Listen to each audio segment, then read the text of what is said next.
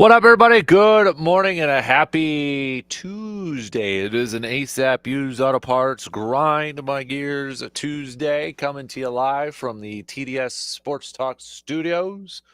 A big thanks for making us a part of your start here this morning, whether you're listening on the radio dials 105.1 FM, 790 AM, streaming us up at sportstalk1051.com, downloading the app, take it on the go. Google and Alexa home devices. Video streams are also up and rolling. YouTube, Facebook, Twitter, Instagram, Twitch, all that good stuff over there. So, but big thanks again for making us a part of your starts on this rather chilly start to your Tuesday, depending on where you're listening to us from. All right, what do we got on our game plan for us this morning? Well, there were 8. We've got the final 8 for the divisional round. The NFL playoffs, the Rams taking down the Vikings last night. So we already knew what the matchups were going to be heading into it. But again, it's Houston visiting Kansas City, Baltimore visiting Buffalo, Commanders visiting the Lions, and the Rams now will be traveling to Philadelphia to take on the Eagles. So we've got our 8. We've got our 8. Now we're on to the divisional round. But yesterday was also clean out day. This is, I mean, it happens quick. After you lose your game, the next day you're cleaning out your lockers and you're getting out of town after meetings and such. And this was also a time for some of the local media to catch up with some of the players, the Packers players and such. And well, let's just say there were some interesting comments from some of the players, or maybe stuff that wasn't said that was pretty interesting as well. Jair Alexander, in case you didn't see, we'll tell you what he had to or didn't have to say. Tucker Kraft also with some comments in the locker room. I know emotions are high and they're incredibly, a lot higher for those players and such, but I think some interesting stuff from yesterday. We'll tell you about that coming up here in just a little bit. But now that the dust has settled here a little bit, we're more than 24 hours removed from it. Maybe you feel a little bit better. I heard from some Packers fans last night saying they feel maybe just a little bit better. Minnesota lost last night, knowing they're out of the playoffs, one and done. So maybe feeling just a little bit better over there. But now that the dust has settled and such, maybe you've got some different perspectives on things and that. But if you do, hey, join in on the convo. Hit us up with a text on that Shoe Doctors bullpen line, 715-830-1912. So we'll talk a little green and gold now as we start to kind of take maybe a little bit of a look towards the offseason. So it's a full slate of some basketball games coming up tonight. First off, we had the Timberwolves winning last night. And tonight we've got the Bucks back in action taking on the Kings. But also Badgers will be hosting Ohio State. Marquette will be on the road taking on DePaul. So got a full slate of some Wisconsin hoops games tonight. Take a look at that, kind of preview that. We'll talk some more Badgers with Mr. RJ Cardinal coming up a little over 2 hours from now, about 8:20 this morning. So plenty of Badger chat to get to. Hoops, we'll throw a little football in there. Hockey chat as well for the Badgers. So we'll hit that up in a couple hours from now with RJ. As I mentioned, it is an ASAP Used Auto Parts Grind My Gears Tuesday. So what's grinding your gears? Maybe something from Sunday is still grinding your gears. Maybe it's fans' reactions. Whatever the case may be, now is your time to let us know. Text us. What's grinding your gears? Comment on the video streams. Hit me up on the socials and that. What is grinding your gears this morning? So that's kind of your game plan here this morning. We're going to talk some hoops. We'll talk some football and that. Countdown's on, of course, to spring training, but still fairly quiet out there, especially when it comes to the Brewers. We know Sasaki is not going to be going to the Brewers. Remember, he's the pitcher that a couple months ago entering the available out there for signing and such, but and kind of threw out a theory that his agent said maybe he'd be better to go to smaller markets and that. Well, his list is the Dodgers, Padres, and Blue Jays. So there you have it. There you have it. But, all right, let's. So before we get things going here this morning, I'll tell you a little bit about what happened in the Packers locker room yesterday. A couple of comments and such, and I'm gonna play one of them for you here, and then I want you to hear it, to listen to it, let it marinate for a second, and give me your reaction, give me your thoughts on everything here. So let's start off with Jair, Jair Alexander. So Kelly Hallinan, who is with NBC 26, had posted this. When Jair Alexander was asked to speak with the media at locker room cleanout, he declined, saying he doesn't even know if he's going to be here next year. Also said he didn't have anything good to say, so definitely wasn't going to talk. Okay, got that. And then John Miller, also from NBC 26, because I think some of the beat writers are still kind of on their way back to Green Bay and such. But he had this video clip of Tucker Kraft answering questions yesterday. And well, I'll just play it here for you. And you give me your reactions to this. So, audio courtesy John Miller, NBC 26.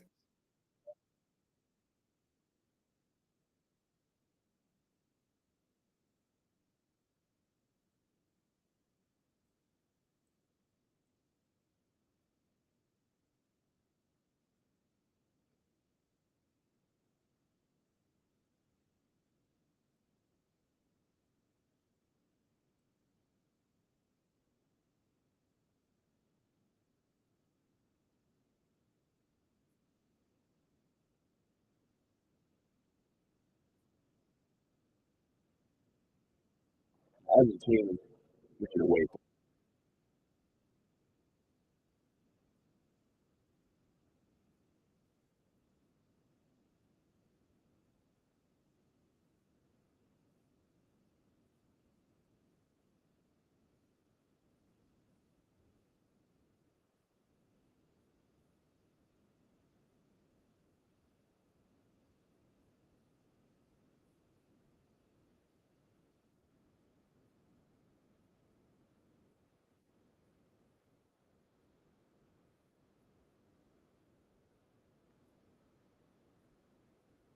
So, some strong words from the second year Packers tight ends saying Packers need to wake up and could kind of tell maybe that their early exit was brewing. And then knowing, so this is kind of maybe the little bit of the unsolved mystery aspect of it all, is like the comment he said about, knowing we got to, this season wasn't a failure. We figured out individuals, about certain individuals and such. So is that, the question is he referring to individuals that maybe were like not good for the team, not good for the locker room, or were he talking about individuals that, are good, like maybe Xavier and Josh Jacobs coming in newbies and talking about how they're good for the future? That's kind of a little bit of the unknown on that aspect, but I think a lot of us and a lot of people out there are just assuming he's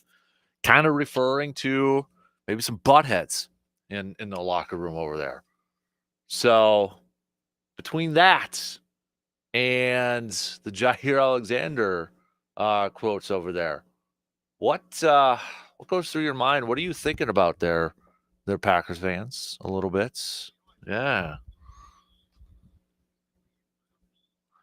And let me throw one more question out here for you before we get to break here and really dive into it. The biggest offseason question for the Packers now is what? Fill in the blank. The biggest offseason question for the green and gold just a mere little over 24 hours after the season has concluded. The biggest unknown, the biggest question mark surrounding this franchise, surrounding this team is what? Think about it. Hit me up with some texts or comment on the video streams, all that good stuff there. We'll take our first break and jump right into it. All right. Stick around. We'll be back here in just a few minutes on this rather chilly start to your Tuesday morning. Let's warm up with some green and gold talk coming up after these quick words.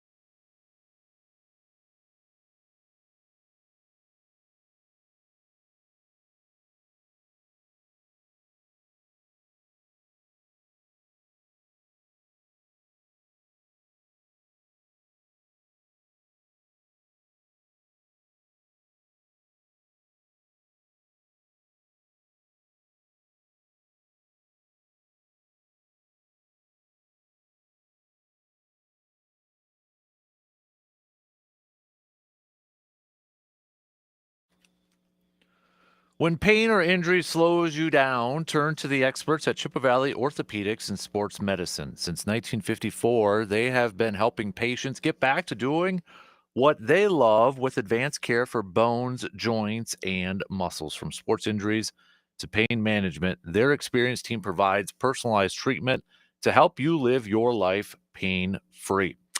So this year, start feeling better with the help from Chippewa Valley Orthopedics and Sports Medicine. Just visit cvosm.com. That's cvosm.com to get started today. All right. So it's warm up here this morning. Also, by the way, with the warmer temperatures, it is a good reminder when those temperatures get a little frigid and get a little bit colder and with some maybe bad weather and such. It's just a good reminder to always stay tuned to sportstalk1051.com for the latest school closings and delays. The WEAU 13 News First Alert School Closings brought to you by Hovland's and Service Masters. So if you go to our website, it's right there on the top left-hand corner. Click on that. Bada bing, bada boom. It'll go up to the latest closings and delays. Nothing out there this morning, but it's just a good reminder with some of the cold temps this morning that if it does, because we've had school closings and delays before with weather, with temperature wise and such. So, but if there ever is a chance for inclement weather, you want to make sure that you stay tuned to Sports Talk 1051.com. Again, it's the WEAU 13 News First Alert School Closings brought to you by Hovland's and Service Master. All right, so let's get things rolling here this morning. Shall we? Let's talk a little green and gold to warm it up. In case you're just joining us, you're just tuning in right now. We're talking a little green and gold because we had some, it was locker cleanout yesterday. It was players cleaning out their lockers, end of the season and such. So, had some players talking to the media or some players not talking to the media. One of those players electing to not talk to the media was Jair Alexander. And the full quotes from Jair, this was according to Kelly Hannanen from NBC 26. She posted up on X and Twitter that when Jair Alexander was asked to speak with the media at locker room cleanout, he declined, saying he doesn't even know if he's going to be here next year, said he didn't have anything good to say, so definitely was not going to talk. All right, cool, awesome. That sounds great, right? What about Tucker Kraft? Tucker Kraft, he talked, and we do have a little bit of audio. So if you missed it at the beginning here of the program, I'll play it again here. Otherwise, you can check it out on the X and social media here. But again, this is from John Miller from NBC 26. Well,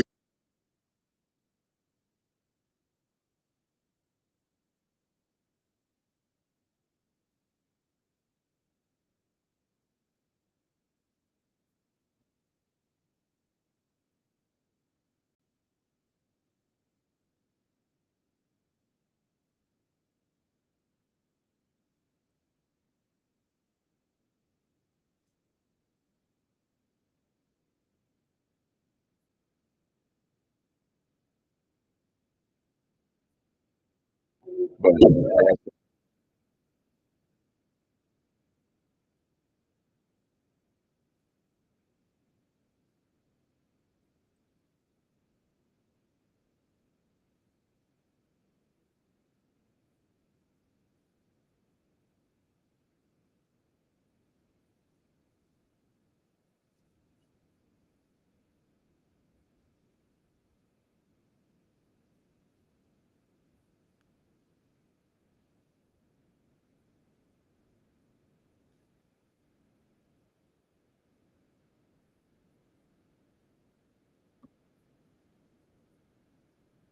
So that was just again a little bit from John Miller at NBC at 26 here this morning. So, what's your thoughts, Packers fans, when you hear that? When you hear that that those comments from uh, uh, from Tucker Kraft yesterday. So a couple of you already on the texting line saying not great hearing from Tucker Kraft those comments. I take them as he is um, that he is calling out a few individuals. Any idea who they could be? I don't know who they could be. They could. I don't want to speculate or anything like that, but it definitely feels like it's. I took it as a negative. I know some people say it could be a little bit as maybe he's kind of given some praise to a couple of individuals. Maybe it's the newbies coming in and such. But for the most part, I think a lot of people are taking it kind of as a negative on that part. But another texter here saying that it sounds like he is calling out a few different players. What does it say to have a second year tight end? Saying he's got to step up in leadership role to have this team.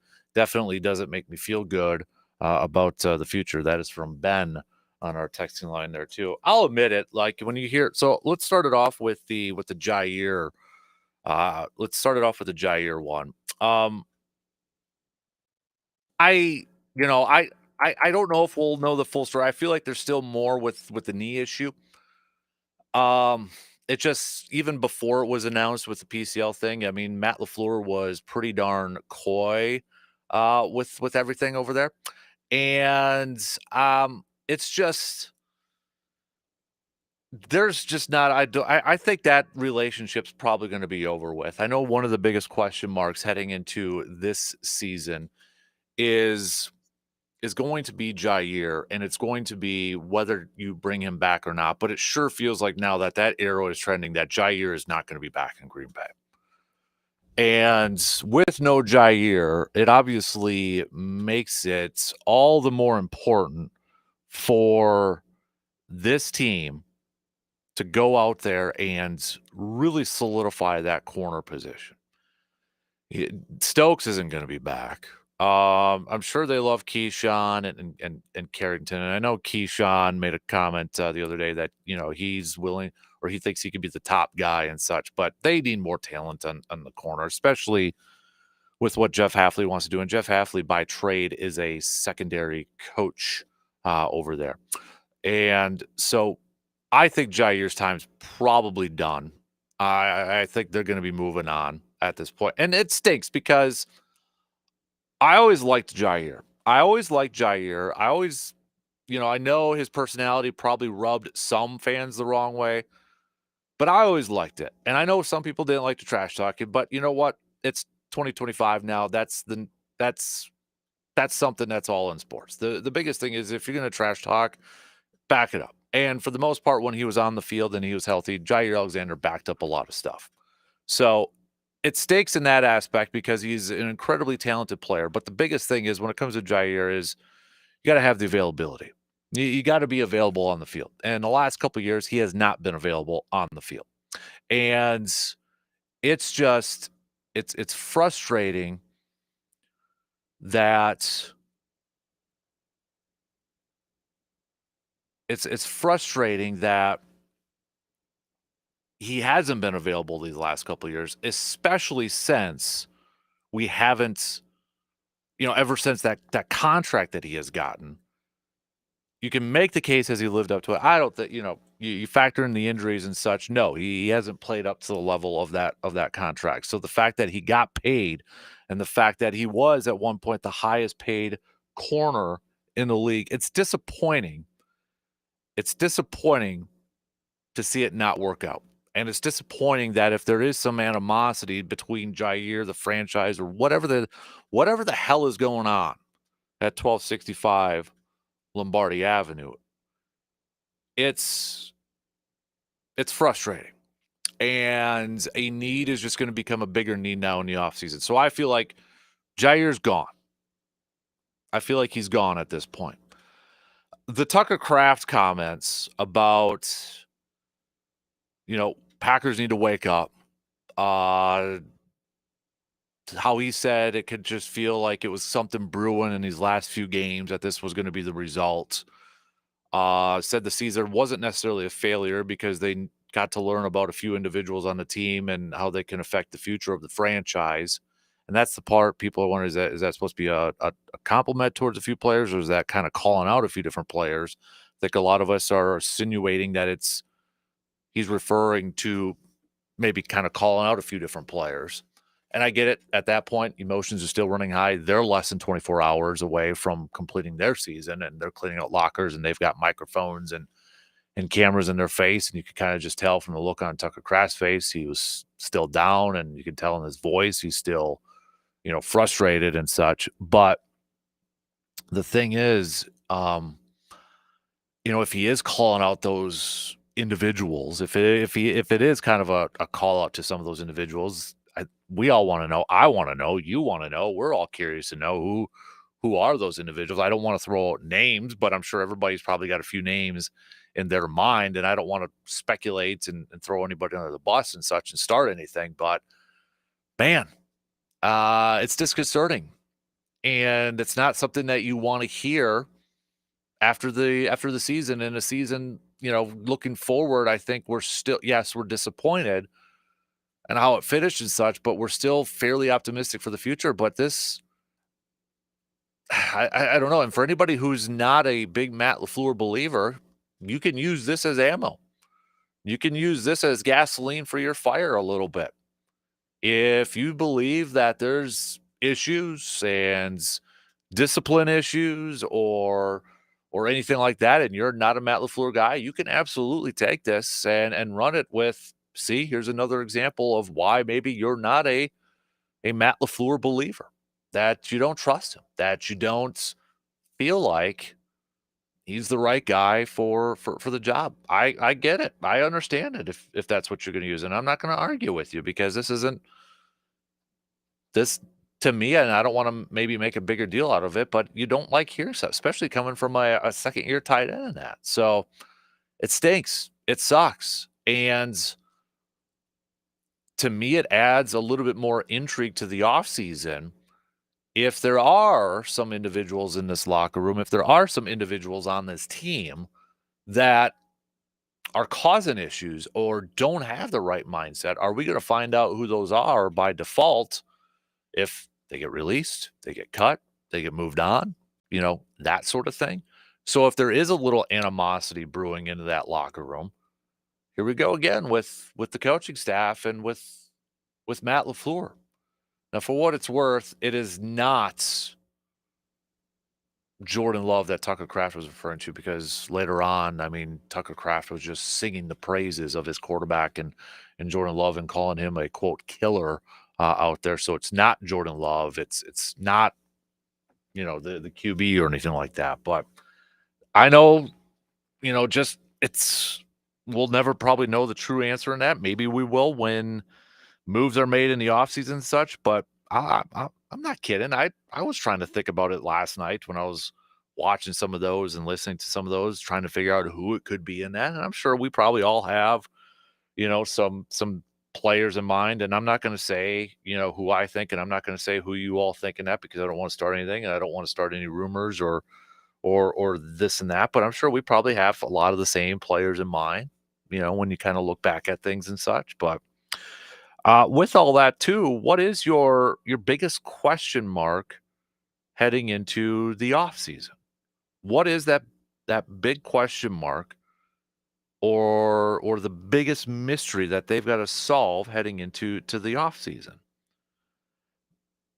Kind of a little bit of a sidetrack here, but not. It kind of relates to this a little bit, or and maybe let me rephrase this here too and add a little bit more to it. What's the biggest thing maybe Matt LaFleur has to figure out in the offseason or has to answer in the offseason? Because there is a really interesting piece on ESPN Plus by Bill Barnwell that was posted yesterday. And it's one of those you got to pay to read and such, but it's an interesting perspective. And if you like advanced statistics when it comes to your sports, you're probably going to enjoy something like this. But it's an interesting perspective in terms of the running game from the Packers and Josh Jacobs. And did they use Josh Jacobs maybe too much or rely on him too much? That's kind of the theme here a little bit, which was a little bit interesting here. I'll just give you a couple quotes. The Packers should still feel optimistic about their future. The league's youngest team in each of the past 2 seasons is coming off of back-to-back playoff trips. They're stuck in a tough division, but their defense took a major step forward in Jeff Hafley's first season as coordinator, and Jordan Love ranked second in the league in QBR over the final 2 months of the campaign. Love wasn't great against Philadelphia, but one disappointing performance without multiple starters for some or all of the game against a great defense shouldn't wipe away the positives from 2024. If the Packers want to take a step forward in 2025, should they lean more into Love and less into their running game? They were the league's most run-heavy team on early downs in neutral game scripts by a significant margin this season. They threw the ball just 42.7% of the time in those spots. The 31st ranked Eagles were as close to the Giants in 20 at 22nd as they were to the Packers in last, meaning Eagles were ranked 31st, but the difference between where the Giants were ranked at 22 and where the Eagles were ranked at 31 was smaller than the gap between 31 and 32. What does that mean? That meant a lot of Josh Jacobs. And as he notes, if you look at the raw numbers, it looks good. 1,300, a little over 1,300 rushing yards, 15 touchdowns, and that sort of stuff. But the advanced metrics, according to Bill Barnwell, says it doesn't really paint the same picture. By cumulative rushing expected points. I know. Math, numbers, I don't understand half this stuff. But this is from Next Gen Stats. By cumulative rushing expected points. Derrick Henry ranked first. Okay. Saquon Barkley was third. Makes sense, right? Two of the best rushers this league. Two of the rushers leading the league in rushing. Top three there. Yeah. Jahmyr Gibbs was second. Makes sense. Where was Josh Jacobs? 135th. 135th. What does it all mean? Henry and Barkley occurred lots of volume while producing efficiently. So they were used a lot, but they were produced efficiently. Jacobs was used a lot, occurred a lot of volume, but his EPA, the work was a net negative on a play-by-play basis. By EPA per carry, looking at backs who carried the ball at least 150 times, Jacobs ranked 25th out of 31 rushers. So, as Bill says, what didn't this EPA like? Well, Jacobs fumbled 4 times and more than 60% of his carries produced negative EPA. That figure was at 57% for Barkley and 49% for Henry. And apparently to these numbers too. I mean, there's a lot of, I'm not going to go through everything on here, but okay. The main theme of this is volume and efficiency. You use Josh Jacobs a lot, but was the efficiency necessarily always there? Not like Derrick Henry and Saquon Barkley and Jahmyr Gibbs. That's for sure. And when you look at the Eagles game, for example, and I know we can all go back to that game, and when there was different runs there too, where it wasn't a lot of yards there, right? And as he noted here, Sunday's performance was an example of how Jacobs can both look impressive and hold the offense back. The biggest game of the day was his 31-yard run at the end of the third quarter, a play in which he shrugged off a couple of tacklers and nearly ran through a defender to score. On the other hand, his prior 16 carries went for a total of 48 yards, 0 first downs, and just looking at a little bit more, the big plays from Jacobs linger in the memory, but there are too many moments where he hits the line of scrimmage and doesn't do much to keep the Packers on schedule. With Jacobs struggling to make much happen, Jordan Love's average pass on Sunday came with 9.3 yards to go, which would have ranked 29th in the league in terms of average distance to convert on pass attempts.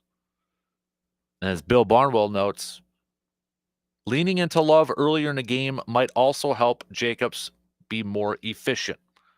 One advanced metric that favored Jacobs is rush yards over expectation. So that's a question to potentially maybe think about. And I think if you're Matt LaFleur and this Packers offensive staff, when you're looking at self-scouting and your self-reflection into this offseason and looking ahead, is Jordan Love a key to maybe unlocking more from Josh Jacobs? And is getting Jordan Love going a little bit more, getting him going early in the game, setting up Josh Jacobs for success, and then in turn setting up Jordan Love. It's a circle. It's a cycle. I mean, we could go a bunch of different ways on this. Point being, what that piece talks about is, again, a lot of volume for Josh Jacobs, but was it necessarily effective? Specifically when Jordan Love was in the game. And because of the ineffectiveness at times, did it put Jordan Love in more difficult positions? Because, in my opinion, you give Jordan Love that contract that you did last year, making him one of the highest paid players in the league. You pay him because you trust that he can win you a football game, that he can throw the football to win a game for you. You put that trust into him. And there were at times this year that it felt like maybe did they I feel like I'm having flashbacks to last year. Were they handcuffed a little bit? Were they trying to hone it back? I mean, we've talked about the interception. I mean, it's like two different halves. The first for Jordan Love's season, it was he too risky? Did they handcuff it a little bit? And then he took care of the football. Second half numbers were a lot better, but was the aggression really there? But I think that's something that LaFleur has to look into in the offseason is like, okay, how do we get a better balance? And how do we get a better overall consistency with the offense? Because you look at the general stats, they're fifth overall in offense, fifth in total yards. But again, if you are a believer in advanced statistics and advanced measures, there's something that you could probably fix that might make you a little bit more of a consistent and better offense overall. So not only finding maybe number one targets, that's going to be something that's talked about all offseason long, or finding ways to get guys like Tucker Kraft and Jaden Reed the ball more. But how is it that maybe you can just make this offense a little bit more explosive and a little bit more consistent and getting the most out of a guy like Josh Jacobs while also helping Jordan Love maybe reach another level, another tier in the quarterback stratosphere?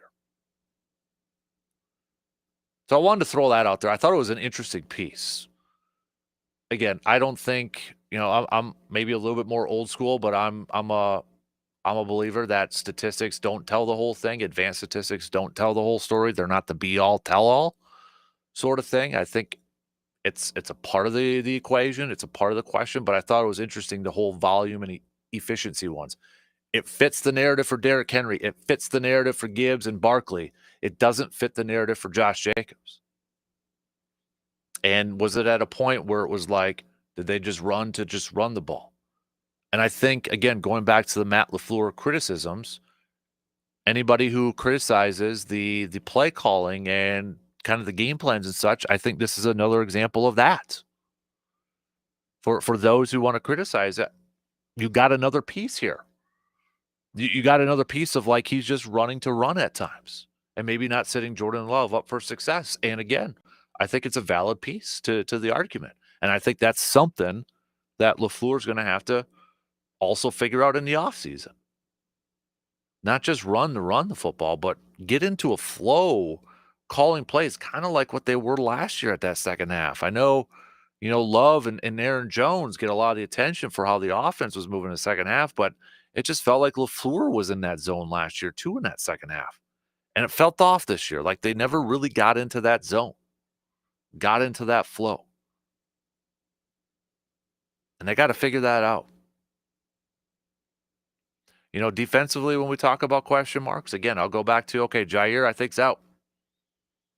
So you're going to need at least a couple corners, whether one's going to be a free agent signing, one coming in a draft. You got to build up that room. Keyshawn may think he's going to be, or he has the ability to be the top guy, but if we could get better there, I'm all game for that. I think he's a solid corner. I think he had a solid year this year. But would I put him in the levels of the Patrick Surtains and those guys? Heck no. Not at this point, no.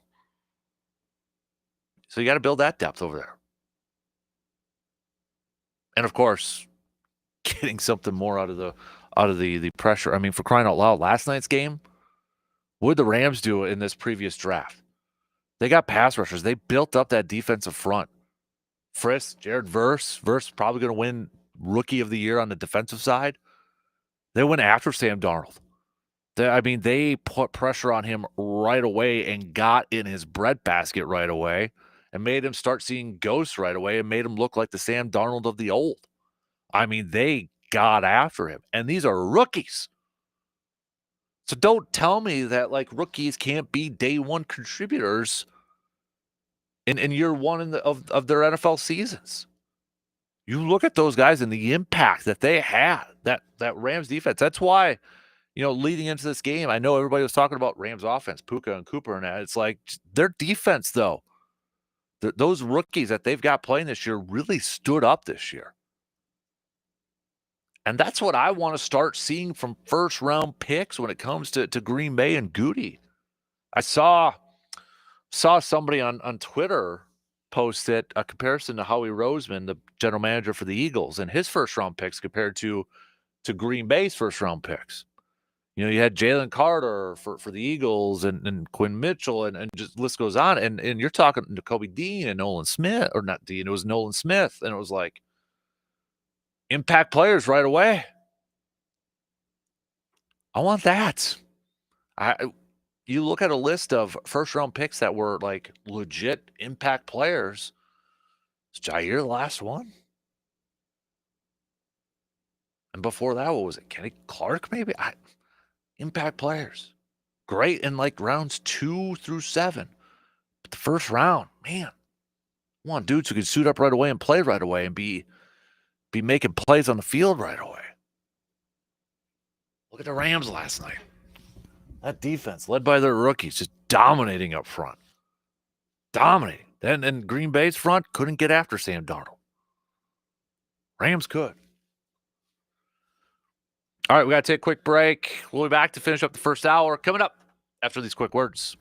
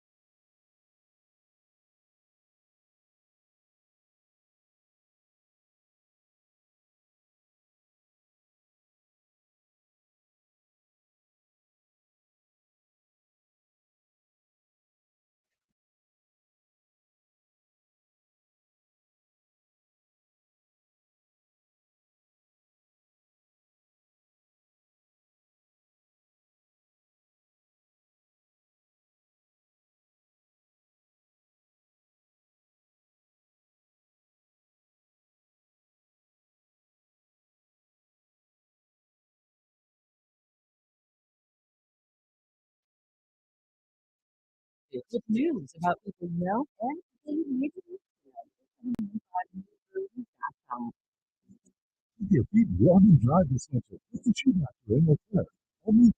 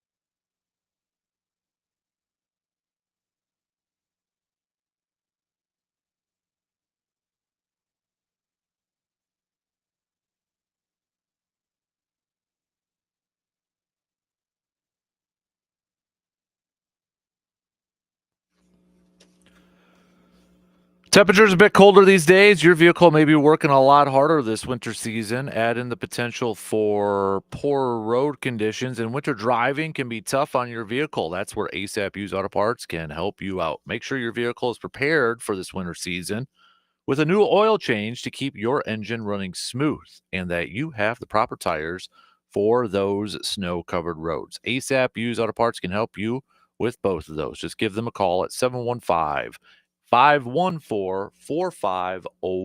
It is an ASAP Used Auto Parts Grind My Gears Tuesday. You can send those on over to us at Sports Talk 105.1 using the Shoe Doctor's bullpen line, 715-830-1912.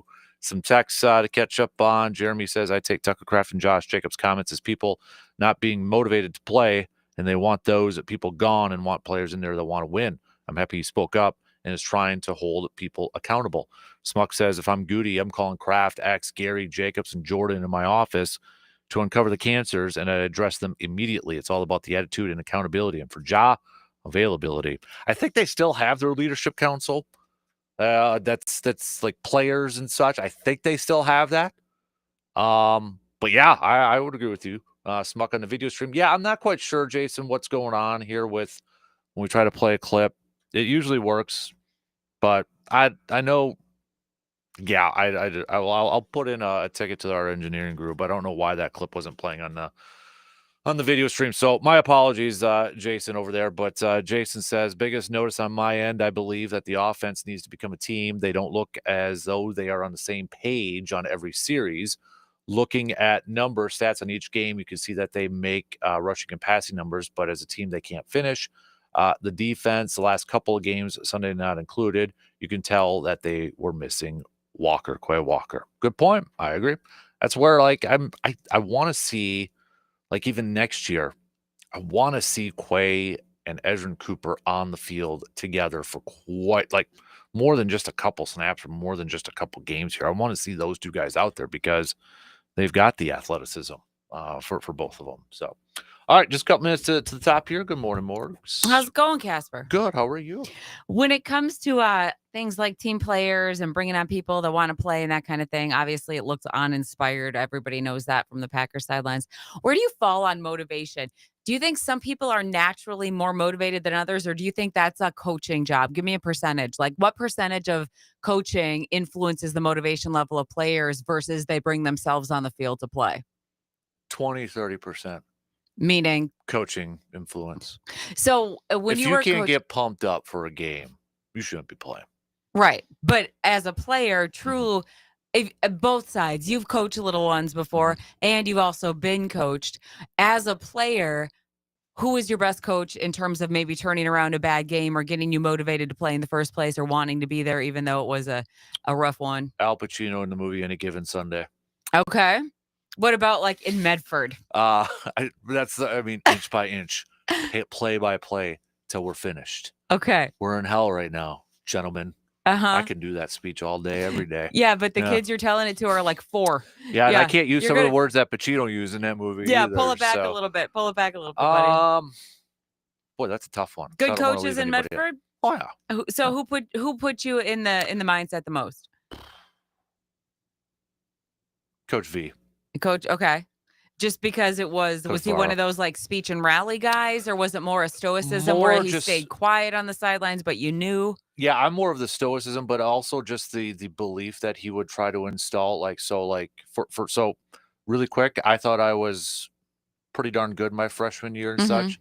I got broken down, but then built back up, and he took the extra time. So just kind of like stuff like that, Is what sort of stuff. coaches they usually say a lot of good coaching has to do with that kind of disassembling your Mhm. ego and everything before you get on and then rebuilding players Yep. and teams together, I think. Exactly. Yeah. Yep.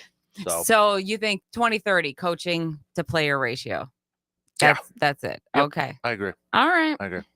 All right. Thanks, Mark. Hey, team on 3. 1, 2, 3. Team. Team. All right. We got some news updates. We'll be back in just a few minutes.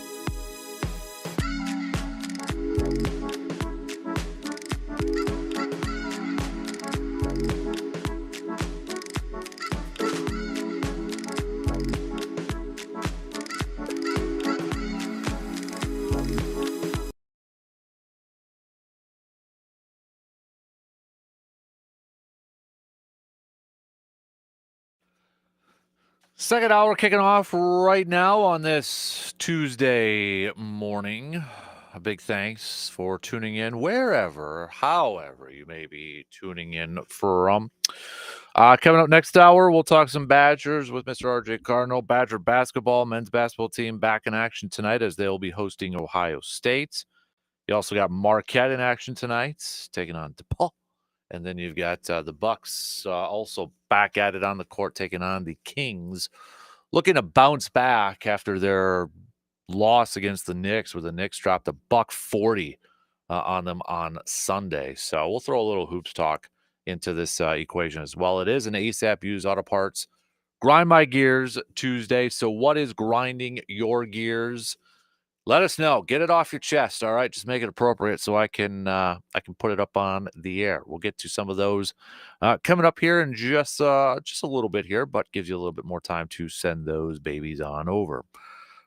Rick saying, Dan, great points on the first picks. The way Kevin Green helped Clay Matthews become an impact game wrecker. I think position coaches and the intensity they coach and teach with is the difference. I found that graphic I was talking about on X/Twitter. Now I get it. You can get or find info or numbers to fit any narrative. You can do that. You can do that for anything. But I thought this was something we're sharing when you look at the last 4 drafts. Last 4, okay? So 2021, the Packers selected Eric Stokes.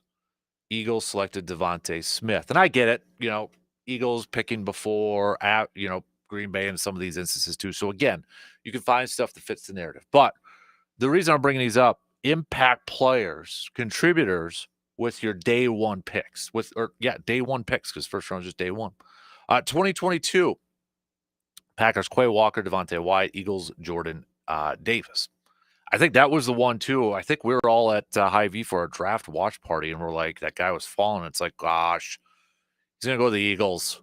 Or no, it was actually the following year, too, because the Packers had Lucas Van Ness, and the Eagles drafted Jalen Carter and Nolan Smith. It was like the rich keep getting richer over there. Last year, Packers, Jordan Morgan, Eagles, Quinn Mitchell, the corner.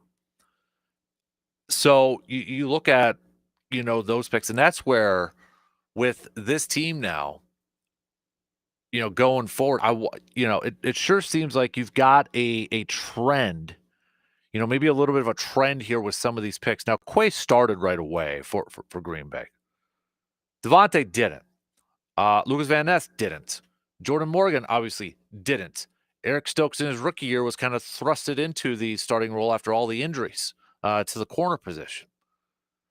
And he played well, but that injury is definitely, I think, kind of set him back. But the thing I want to see now is, like, I get it. You're draft, in the last few years, maybe you're drafting for potential. You're drafting for a guy that has a super high ceiling if he can get there. Maybe he's not ready right away, but he's got a super high ceiling.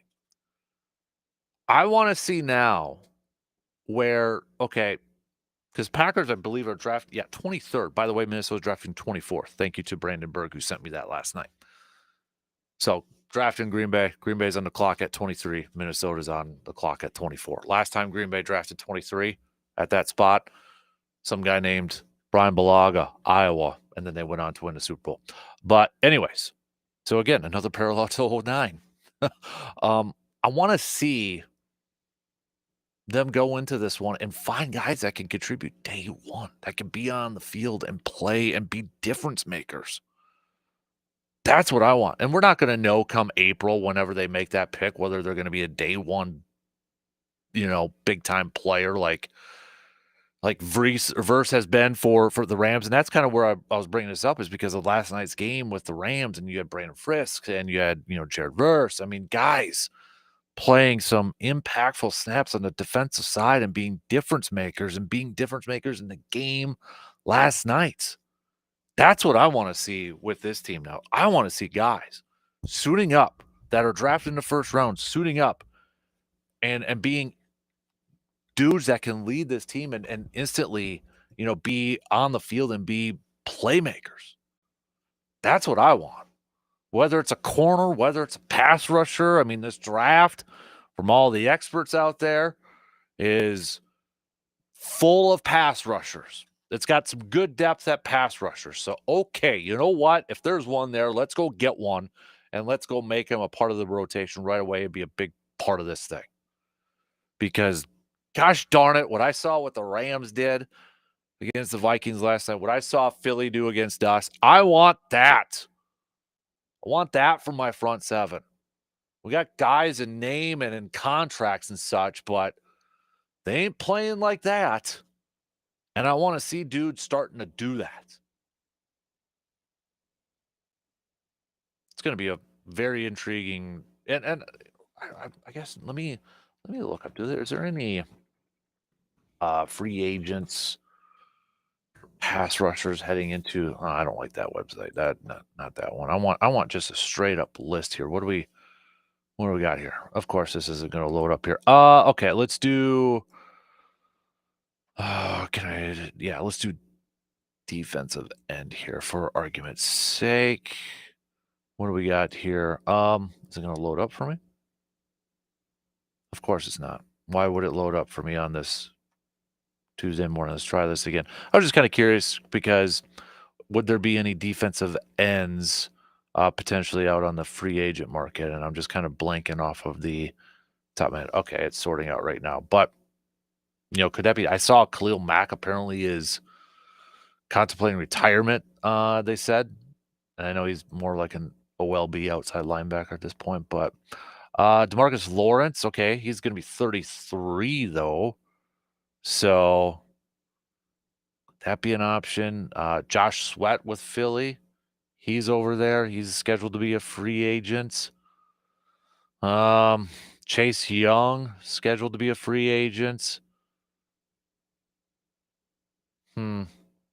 Nothing's really popping out right now on this list, but I know things could change here a little bit. Marcus Davenport. He's been banged up, though, here, too, so, I don't think they're going to go out in the free agent market and get a defensive end. I think if they were going to do that, it's going to come through the draft and get another one over there too. But what about corners?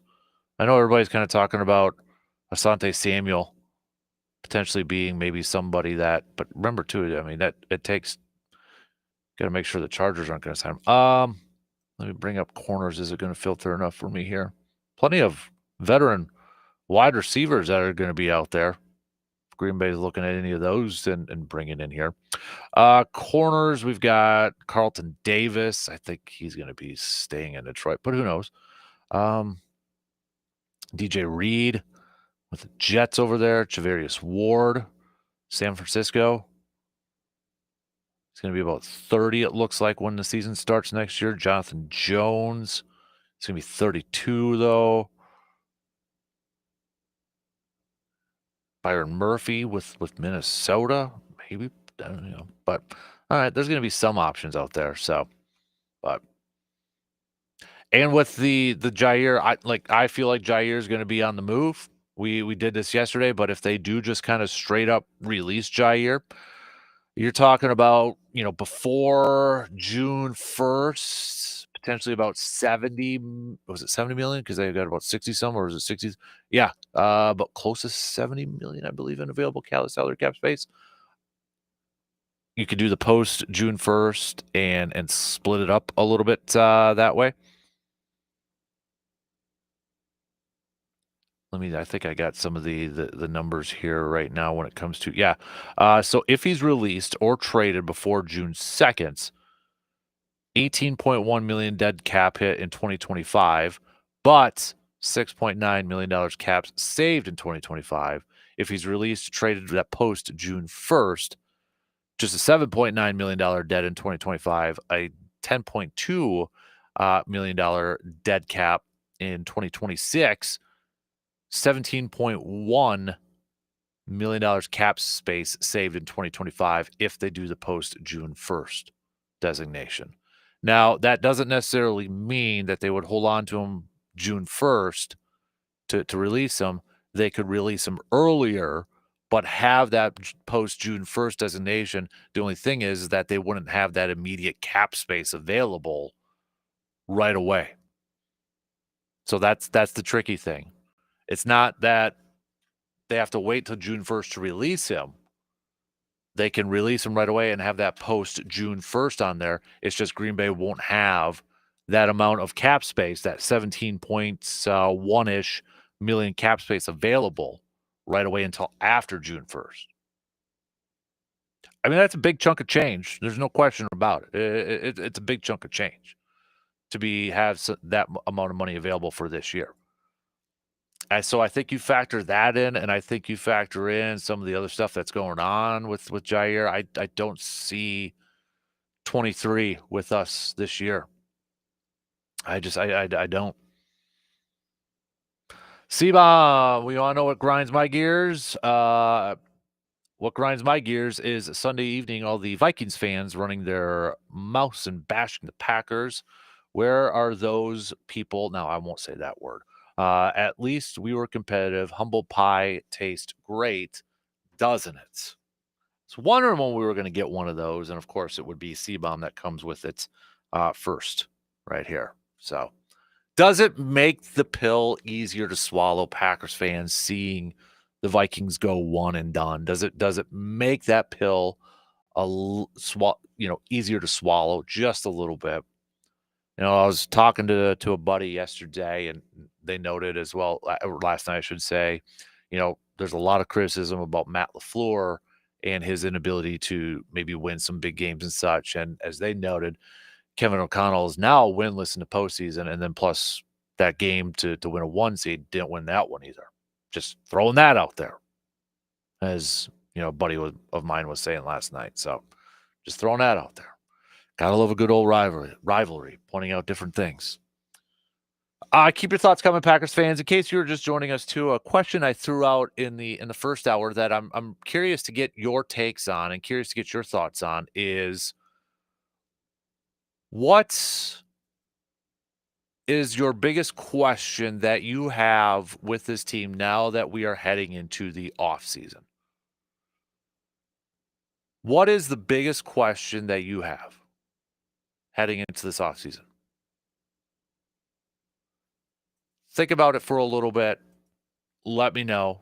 Hit me up on the text. One message here. This is from Jake talking about the team this year. Let me bring it up because it just froze up here, and I wanted to get it to it before we got to break here. But Jake said, with this Packers team, tell you what McKinney and Jacobs did on the field was phenomenal. But I'm just as excited about their team-first mentality. Either of them could be like the typical all-star free agent. Look at what I did. I had a great year, etc. But both of them clearly have the desire to be all in with the team. All right. We'll take a quick break, and we'll get back to some more football talk. We got some hoops chat as well. Bucks are back in action tonight, looking to rebound after their loss to the Knicks. Badgers, Marquette, also in action as well, plus more grind my gears. We'll be back.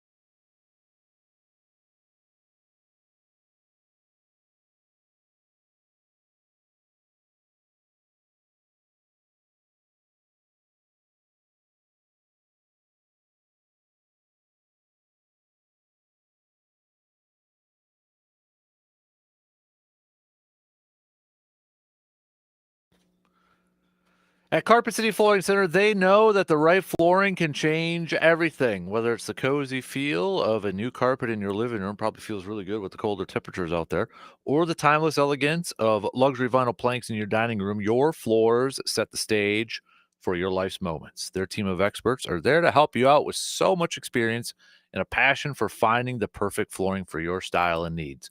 From the latest trends to classic designs, they offer a wide selection of carpets, laminate, and luxury vinyl, and they can even help you with remodeling your shower too. Yeah, if it's time to update that thing, they can help you over there. And when it comes to installation, they've got you covered. They're professional installers, ensure every detail is handled with care.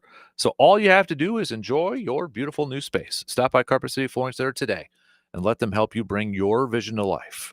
Visit them at 3109 East Hamilton Avenue in Eau Claire. We've got Evan Milton Williams will be the free agent target, I bet. Oh, yeah, the defense tackle from Philly. Good pick. Good pick, Evan. We've got Sean saying, my biggest question is how much the Pack will participate in free agency. They have too many holes to fill in a draft.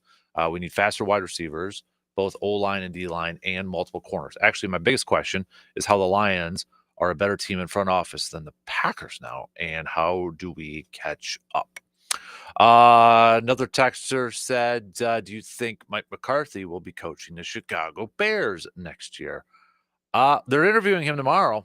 Apparently that's the lowdown. Now that the Cowboys have moved on. By the way,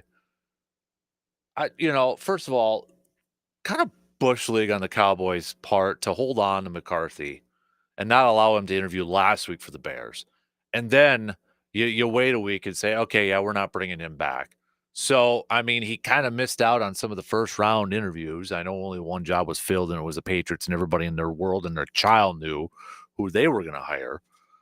But still kind of bush. But then at same token, dumb on their part because then they missed out on some first round interviews with guys. So I had no idea what if you're a Cowboys fan, I got to imagine what's grinding your gears right now is your team and how they're operating and running their business and such.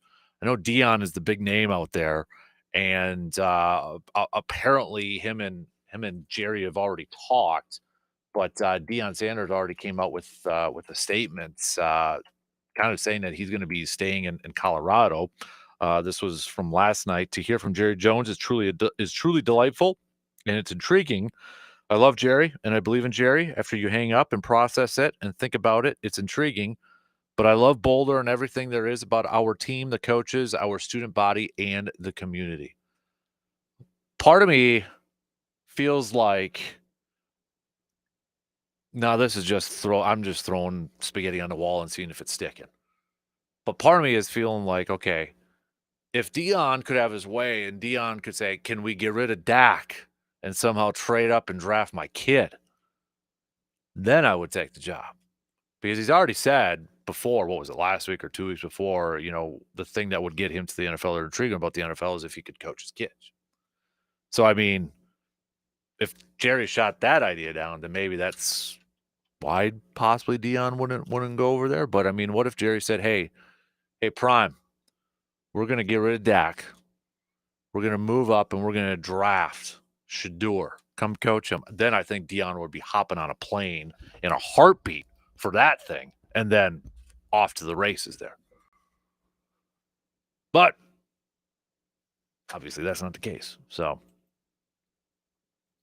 but Will McCarthy, I'm still riding, by the way, my Kellen Moore pick, my wild card pick in our from last Friday when we recorded. Well, we did it on the air too, but it's on the podcast when Brandon and I made our head coaching predictions.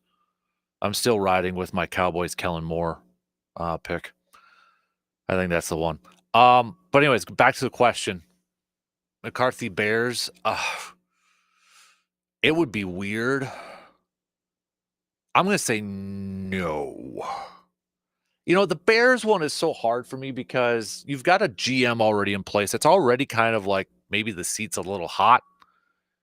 And I feel like the GM polls over there is going to make a coaching hire and he's going to hire a coach that isn't necessarily going to be a coach that might push him out the door.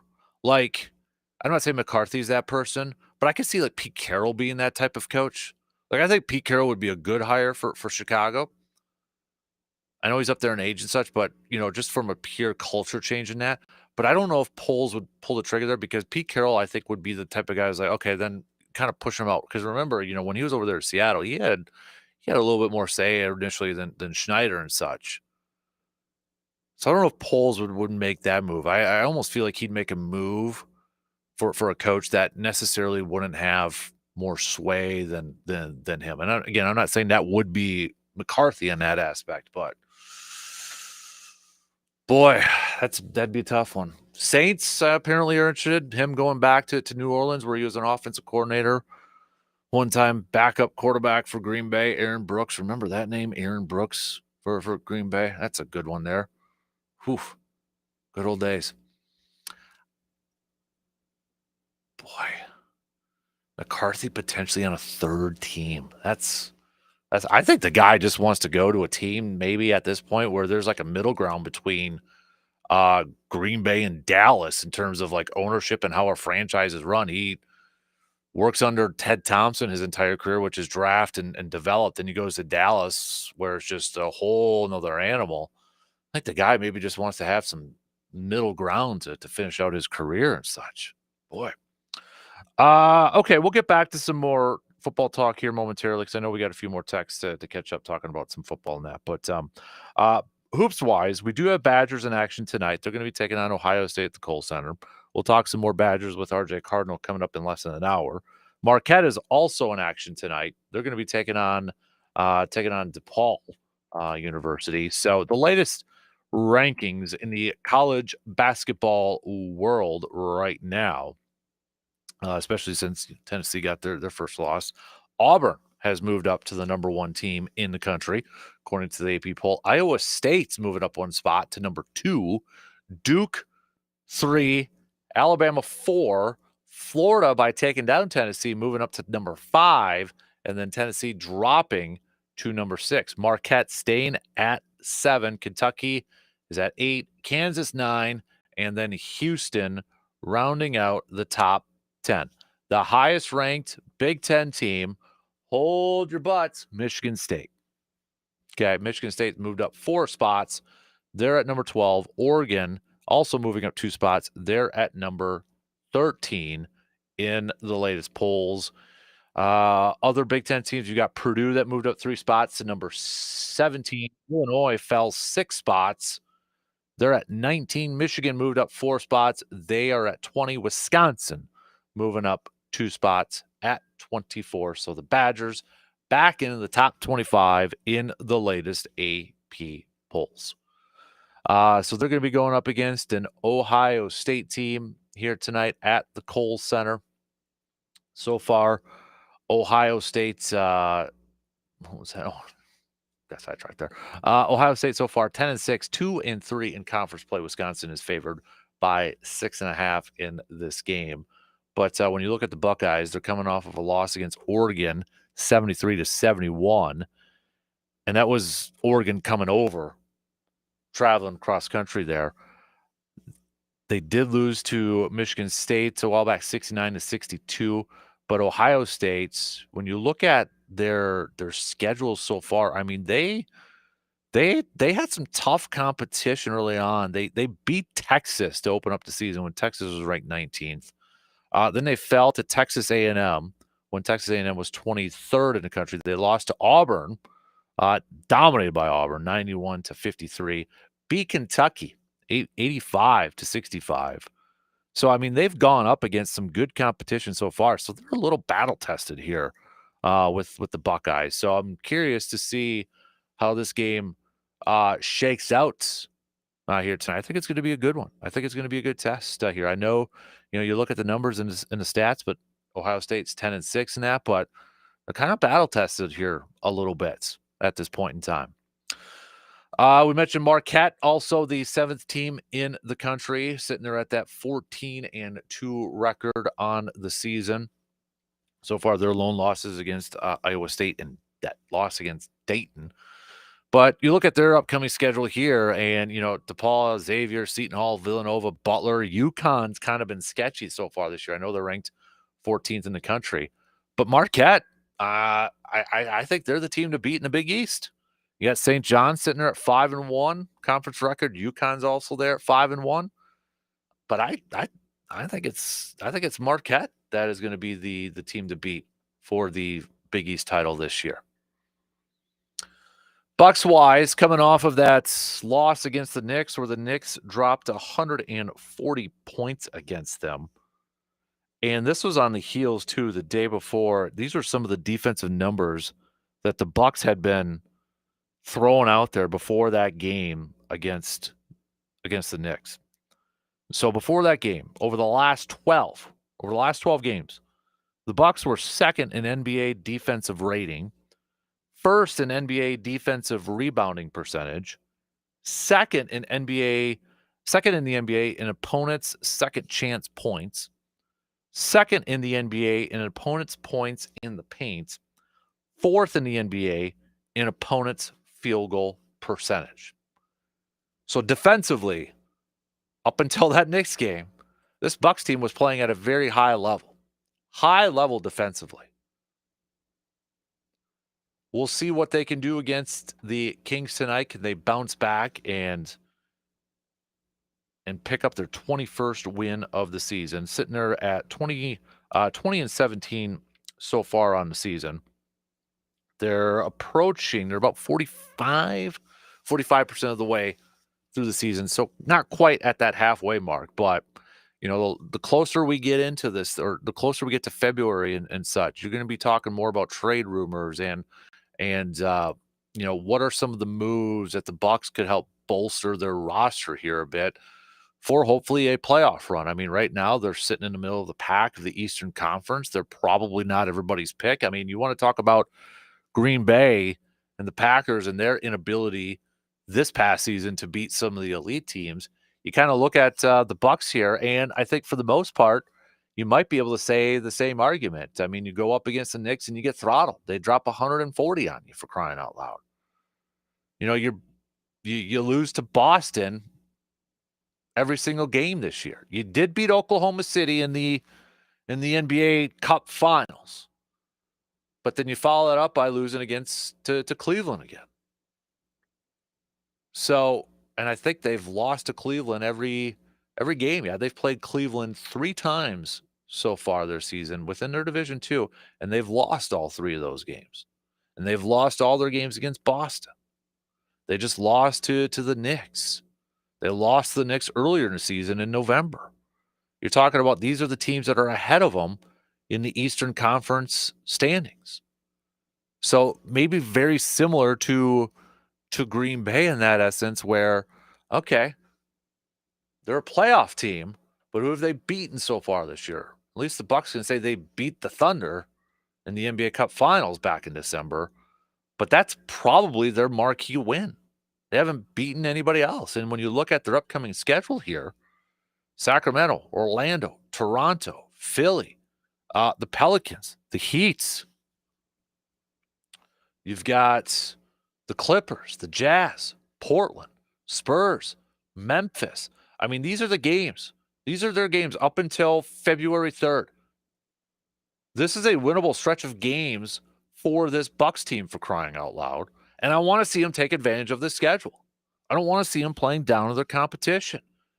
They should beat the Kings. They should beat Toronto. They should beat Philly. They should beat the Pelicans. Miami's a mess. They should beat Utah. They should beat Portland. Memphis will be tough. I understand that. But, once you get to that February 2nd game, you got Memphis and Oklahoma City in a back-to-back. So that'll be a little bit tough. But this upcoming right now is a very winnable, trying to combine those 2 words, portion of the schedule to rack up some wins. And the next time they play a team like Cleveland, March 9th. And they only got them one more time. In fact, I'm looking at the rest of this schedule here. There's absolutely no reason why this Bucks team, before the playoffs, can't go on a little bit of a run and gain maybe hopefully some confidence, because they've got Cleveland one more time. They've got New York one more time, the Knicks one more time, We know they don't have Boston anymore. They got Denver on here for a game. They got Indiana for a couple times on here too, and Oklahoma City for a couple more times here. But there's definitely stretches on this schedule for the remaining portion of the schedule. When we get to that halfway mark and we're looking at the second half of the season, there is absolutely a chance for them to rack up a bunch of wins here. Not saying they're going to catch Boston or Cleveland for one of the top 2 spots here. I just want them being healthy and riding the wave and riding some momentum in the postseason this year and not losing in the first round. But the thing is, too, we were talking about this, what was it, last week or the week prior? When they lost to, it was like right around after Christmas. They lost to Brooklyn, and you lose to Chicago. You beat Indiana, but then you come back and you lose to Brooklyn, and you lose to Portland. And that 5-game stretch, you lose 4 to 5. Got to be better than that. All right, we'll take a quick break here. Don't forget, it is Grind My Gears. Send those on over. Keep sending those on over. We'll get to those coming up here in just a little bit. Stick around. We'll be back after these quick words.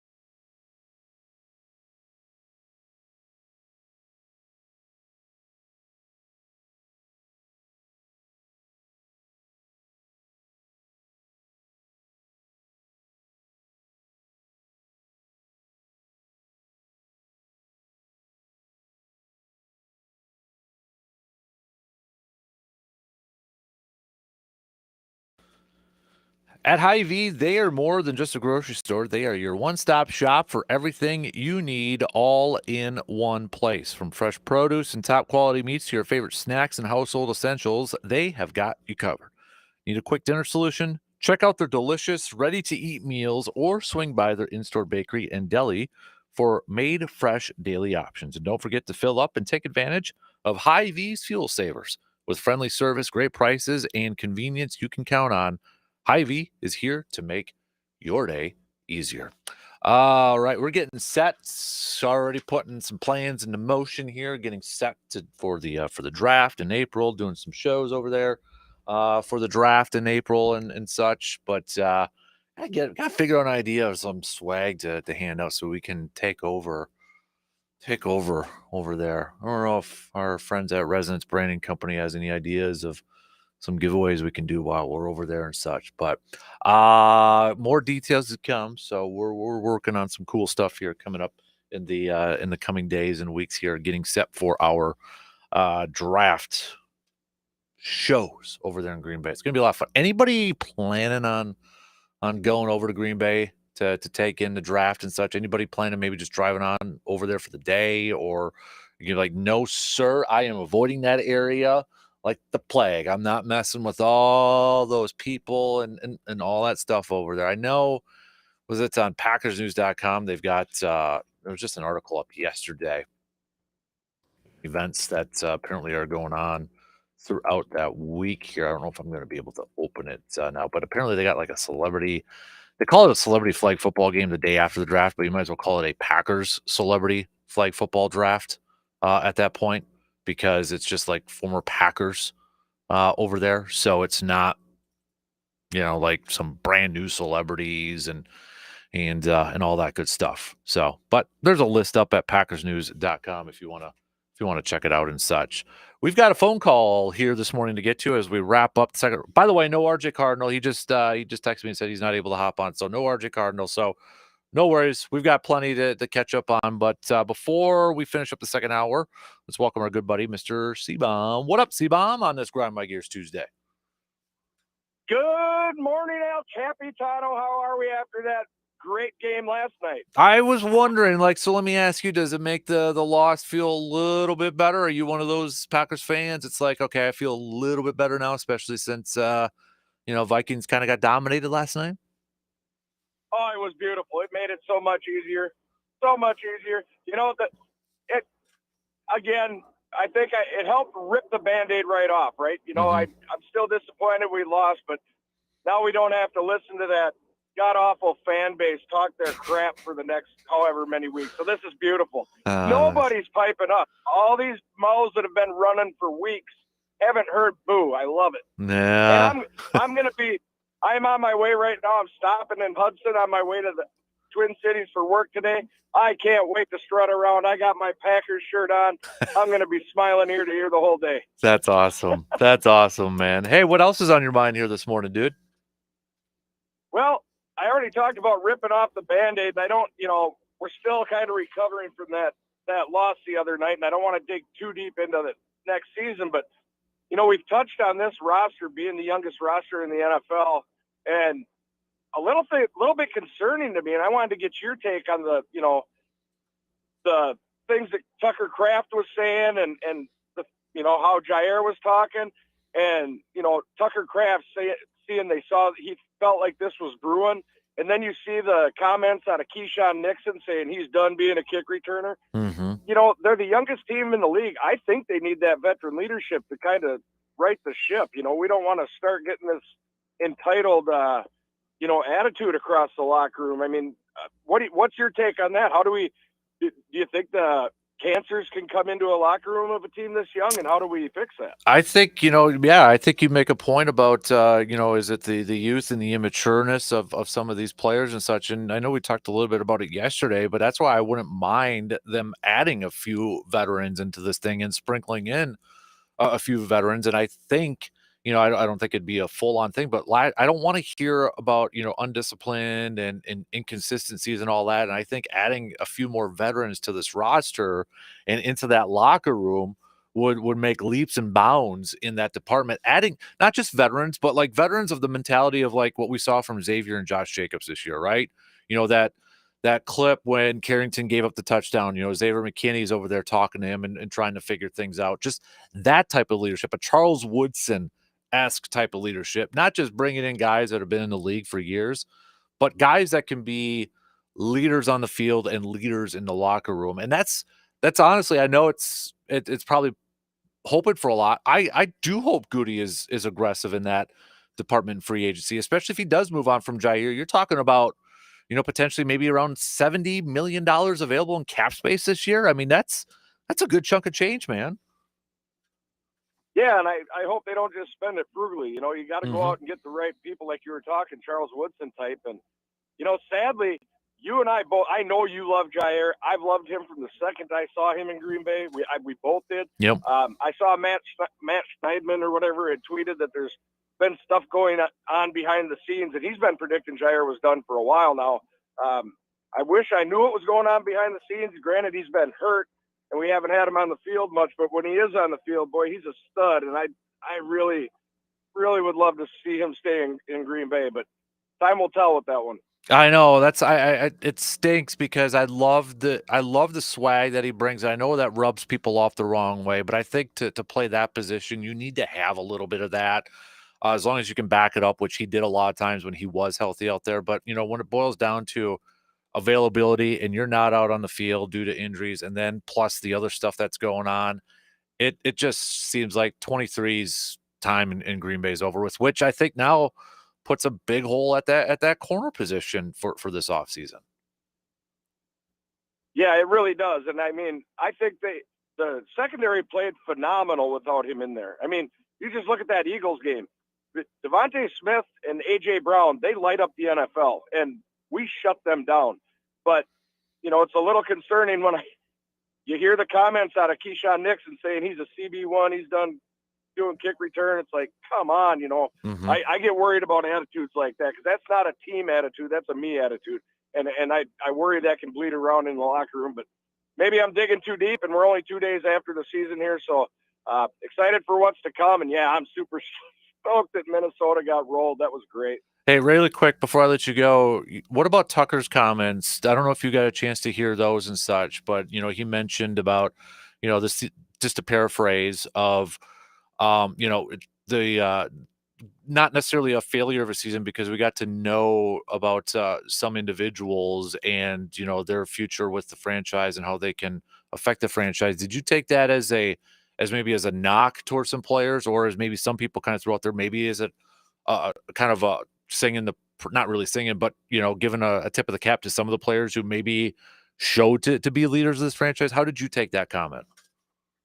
I did kind of, and that's kind of why I was asking about these comments, is I took it as, you know, like you said in the beginning there, that he's kind of throwing a little bit of a shot to some of the players that are in that locker room that maybe they weren't fully vested. And that's kind of what concerned me. But I do like that Tucker stood up, and, you know, he's going to be in a position where he could be a leader next year. And I'm hoping he's a breakout player next year because, you know, I think they underutilized his abilities this season, and I'm looking forward to what he can bring.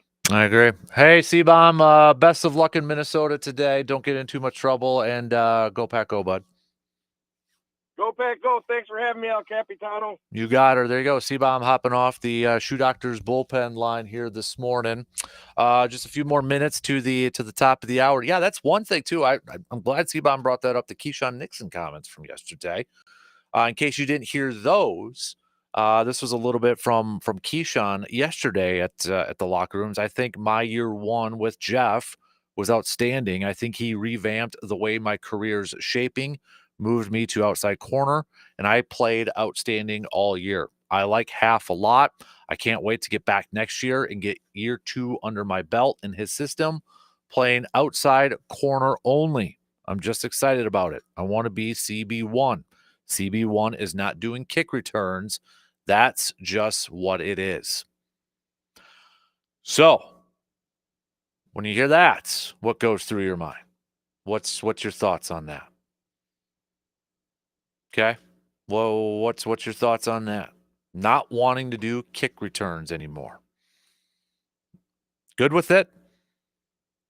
I I don't think Nixon has the play set, the play skills to be a cornerback one. I think he can. I think he had a very good year, and I think he was a nice surprise for a lot of people this year. When he signed that contract, I know a lot of people at that time was like, it was a 3-year deal. Was it $6 million a year? So was it 3 years, at 18 million? I can't think of it at the top of my head, but I just the value that came with it. I know a lot of people are like, well, that's a lot for just a kick returner over there. So I think they got tremendous value out of him this year with that contract and what he did on defense. And there's no question he improved defensively this year. But I don't know if I would put him at that cornerback one level. When I think of a cornerback one level, I think of a guy that can take away half the field, can take away a guy. And I would not put Keyshawn at that spot at this moment. And I don't know if I could he's 27 right now. It's not like he's coming off of a second year, rookie year, anything like that. So I don't know if I'd put him at that level.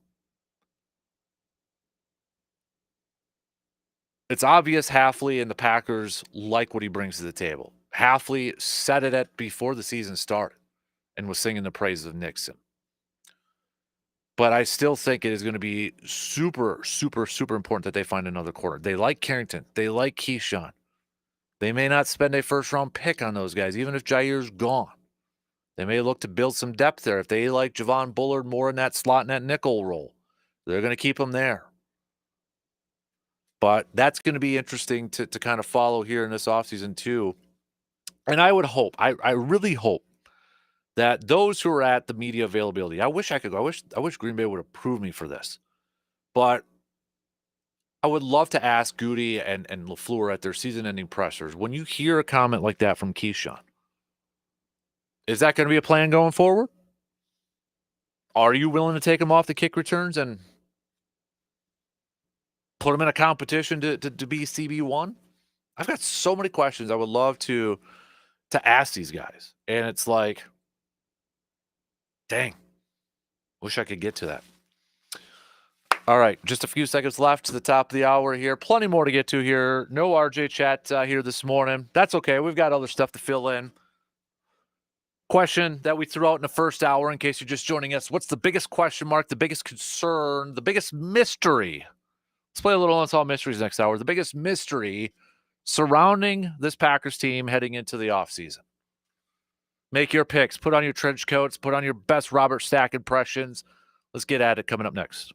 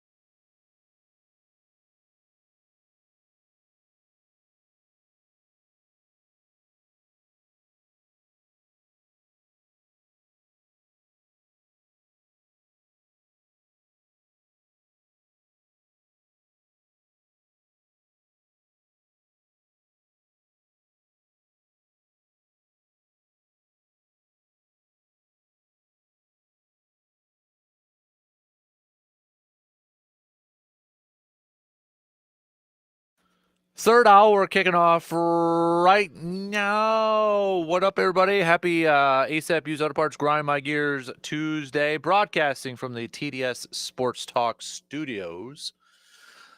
No RJ Cardinal coming up. We'll rain check him. So we're gonna stick to some more football talk. But we do have, as we were talking a little bit about last hour, a full slate of some hoops games tonight. We've got the Bucks back in action, taking on the Kings. T-Wolves picking up a 120-106 victory over the Wizards last night. Also, Badger basketball's back in action. Going to be taking on Ohio State at the Kohl Center. Marquette will be hitting the road to take on DePaul. But that Bucks game tonight, you're going to be able to catch it on the radio dials at 105.1 FM, 790 AM. Tip time around 7. Coverage will begin at about 6:30. Send us your what's grinding your gears. All right. Text those on over to us at 715-830-1912.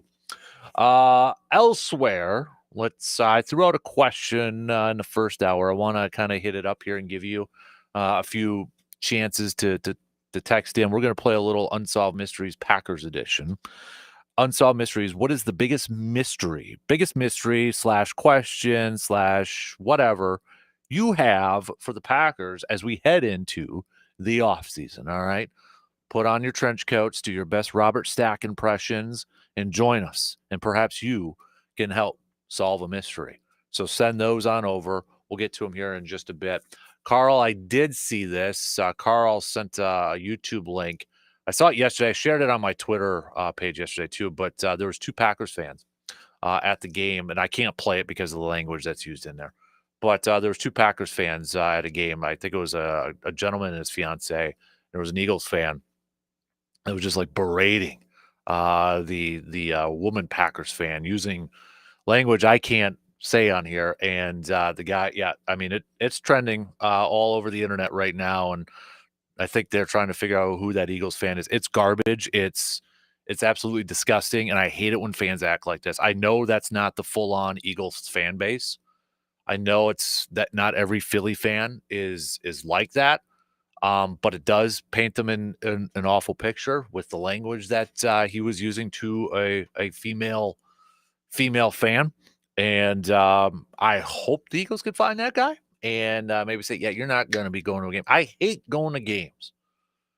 And you got fans like that, whether it's your own fan. I've dealt with it with Packers fans being Packers fans, it's every fan base has them. But I hate it. Going to a game and you end up sitting next to one of these idiots that just spews stupid, ridiculous stuff and try to just ruin it for other people in that game. It's just, I hate it. It's awful and it's disgusting. So I hope they find that Eagles fan and say, yeah, you ain't coming back. Get out of here. Get out of here. Okay? And it happens with every fan base, and it's unfortunate it happens with every fan base. It stinks. So, all right. We've got what is this? Tyler. Oh, Tyler's got let me play the intro here first in a second because I got the Unsolved Mysteries queued up here. Where'd it go?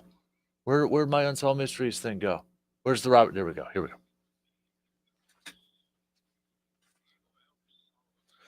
So the biggest mystery, the biggest question surrounding the Packers heading into this offseason. Day 1 of the offseason was officially yesterday. We heard from some of the players. We played the Tucker Kraft comments, went through the Keyshawn Nixon comments, Jair saying he's not talking to the media because he doesn't even know if he's going to be there, and that sort of stuff. He didn't want to talk to him in that. Tyler says mystery for the Packers, the receiver situation. There wasn't a single game I can think of where any receiver had 6+ catches.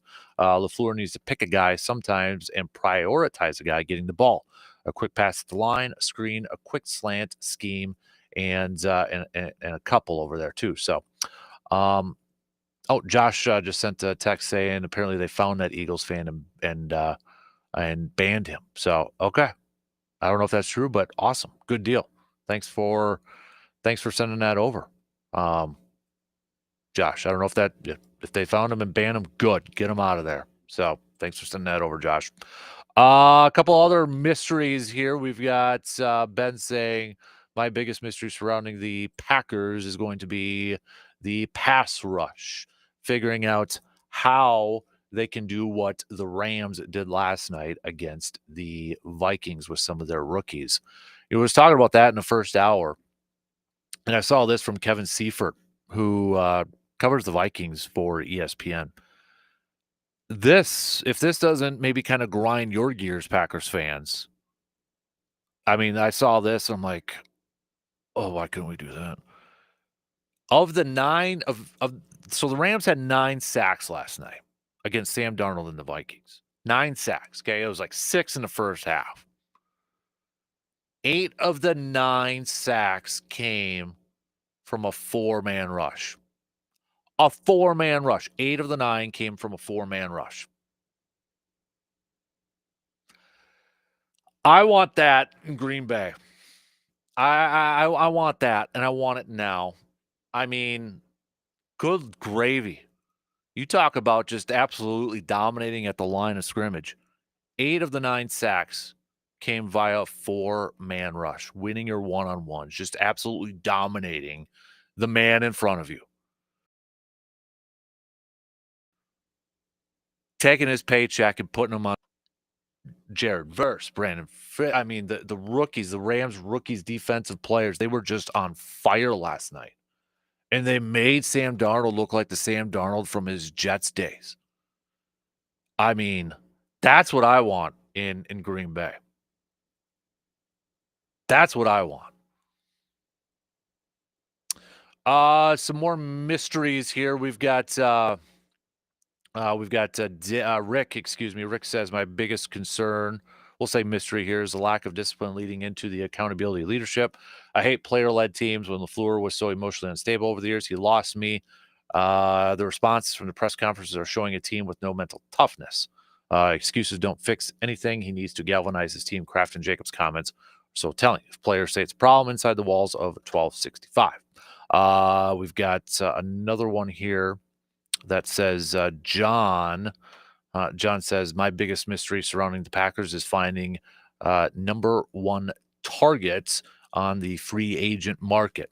Go get T. Higgins.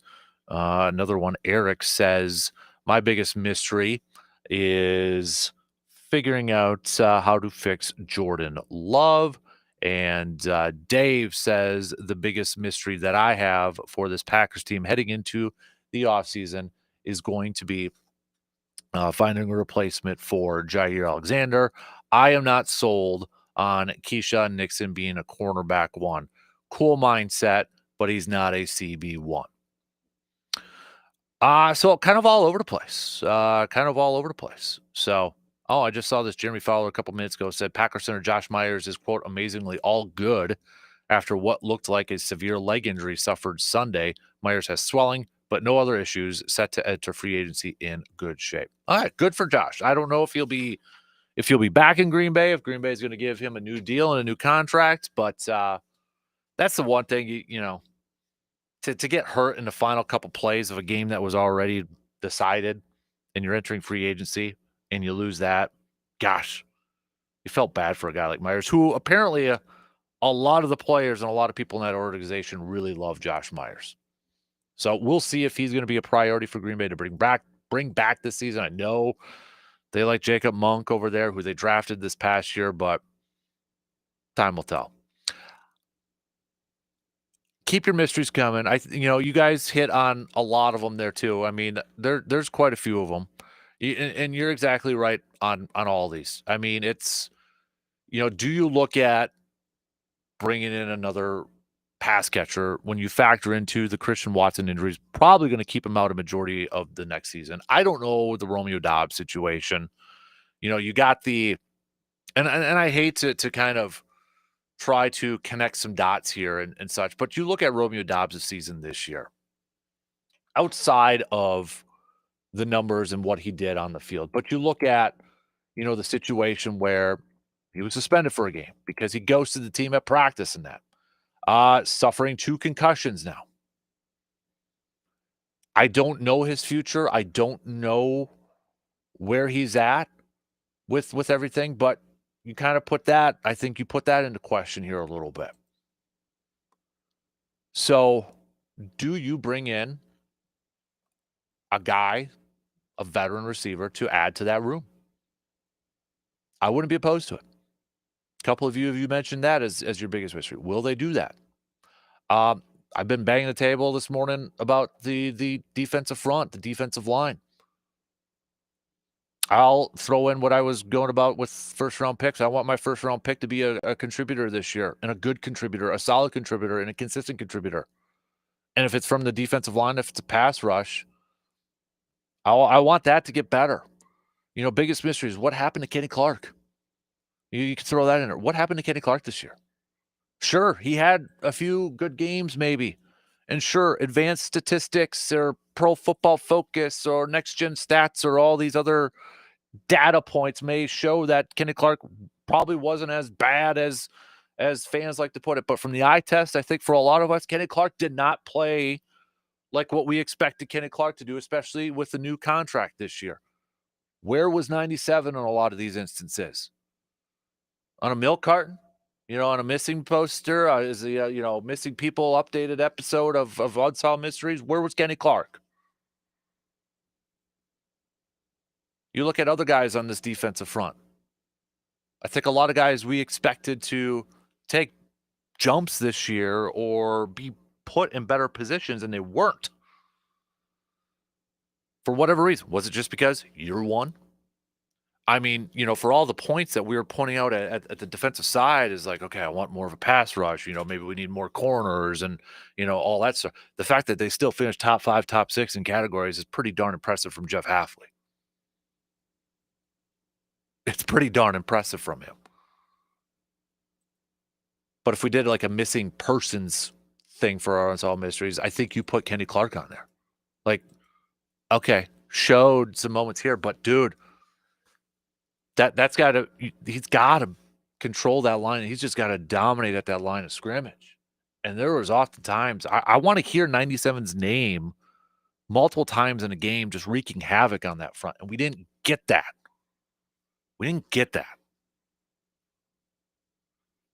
Unsolved Mystery. You could throw in the corner position, Jair, the whole situation there.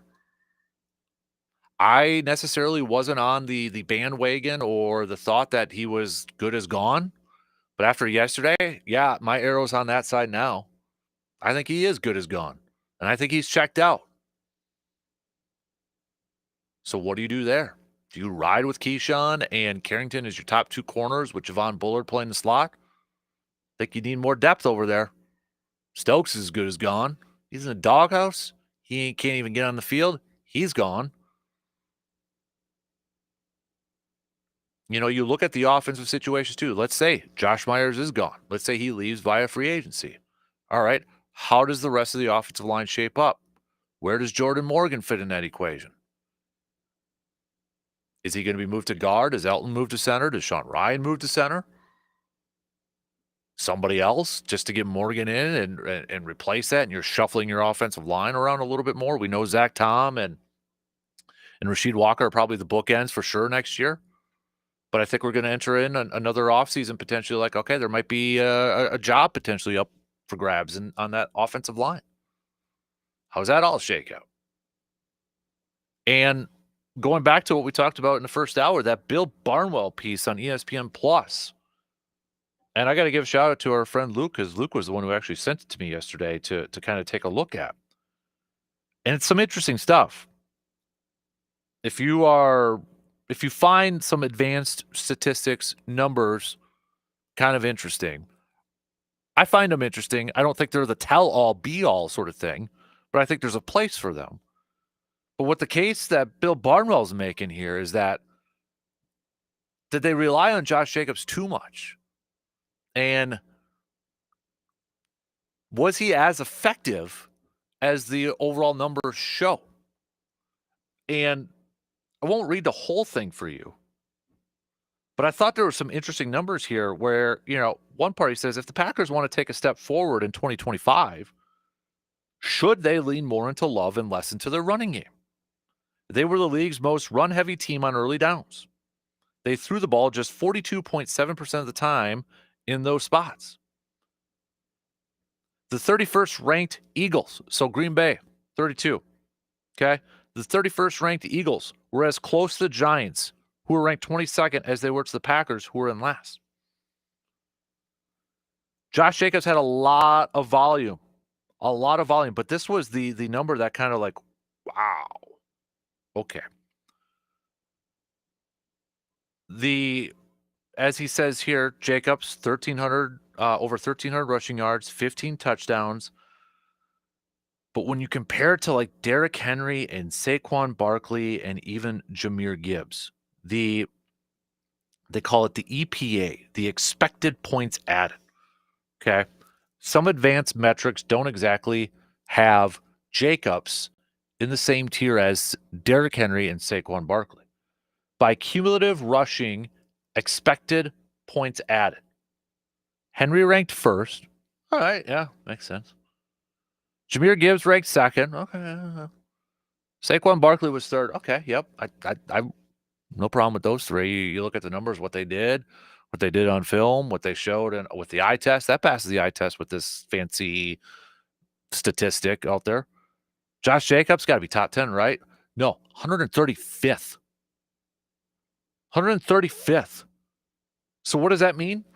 Jacobs had a lot of volume, but according to this advanced statistic, maybe not as efficient as we thought.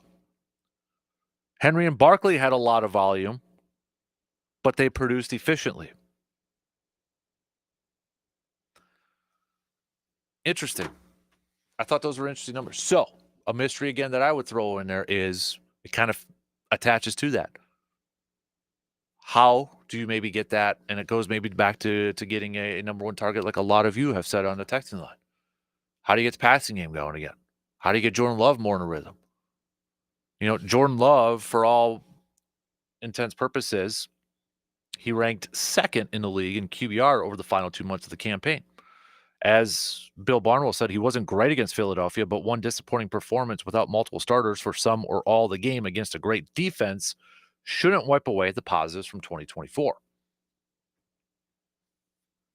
But I think we all okay, there was just still a little something. I don't think he's regressed. I don't like using that word because I don't think he's regressed like a lot of people think he has. I think that era was shooting so sky high based off his second half performance last year that we had these insane expectations. And I had them too.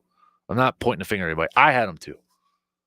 And then he gets hurt, misses a couple games, and dinged up for a while there. And it's just one of those years, maybe, hopefully. But it's definitely a mystery. They've got to figure out how to get this thing back on track. And maybe it's finding you want to call it a safety net or a legit number one. Like, again, I'll say this like I said yesterday, a number one for me doesn't necessarily have to be a guy that's going to get you 16, 17, 1,800 yards receiving and double-digit touchdowns. That's not necessarily what I view as a number one guy. My main thing is when I want a number one target pass catcher, and it could be a tight end, it could be a receiver, I want it to be, okay, when you need a play to be made, it's the number one guy. You go to your number one guy.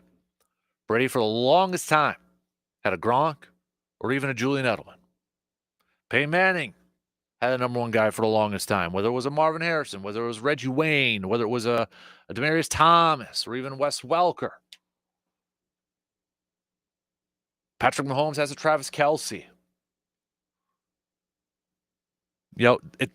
That number one guy that may not be the league leader in receiving yards, but if you need a play,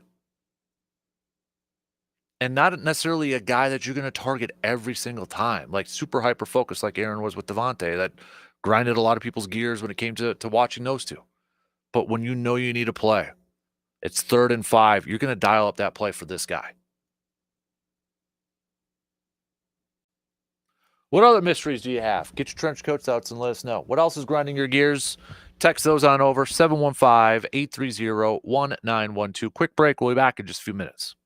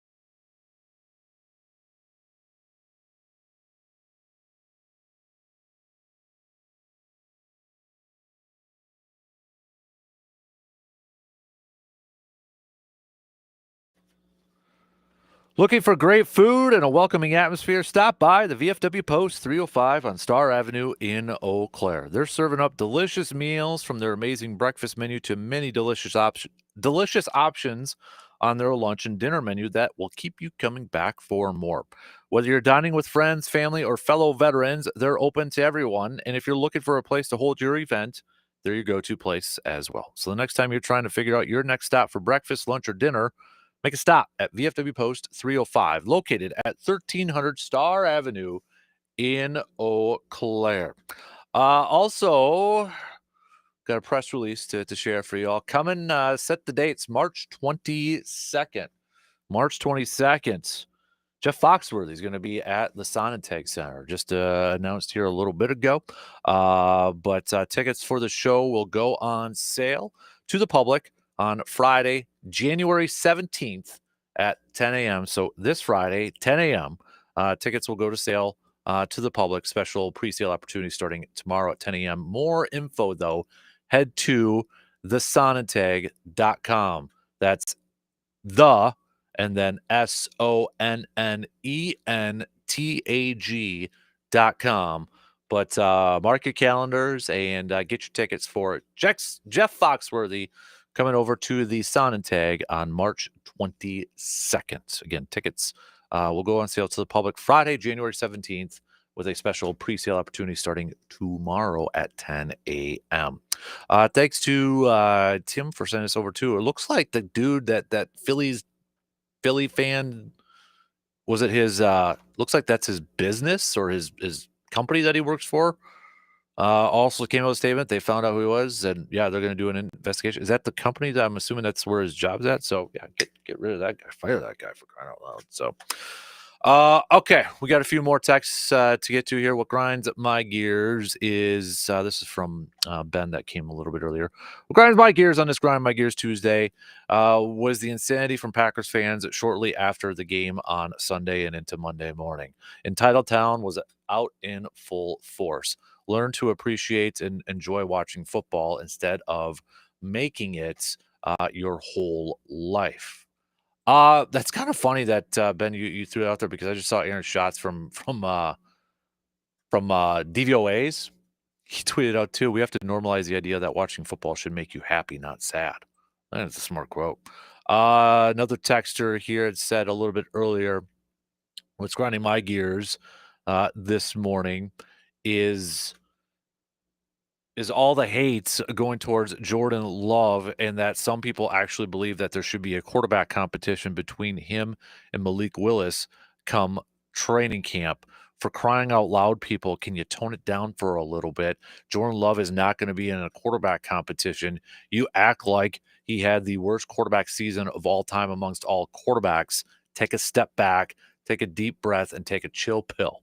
Another texter here saying what's grinding my gears is a lot of people going after Packers. This is the thing that bugs, is like after a game like that on Sunday and seeing all the Packers fans arguing with each other and pointing the fingers and starting fights and such. And it's like, you guys do realize we're cheering for the same team, or you're cheering for the same team, right?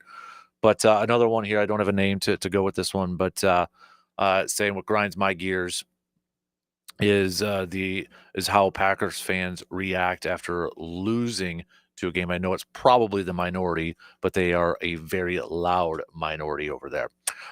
Some other mysteries that we're trying to solve. This one is from David.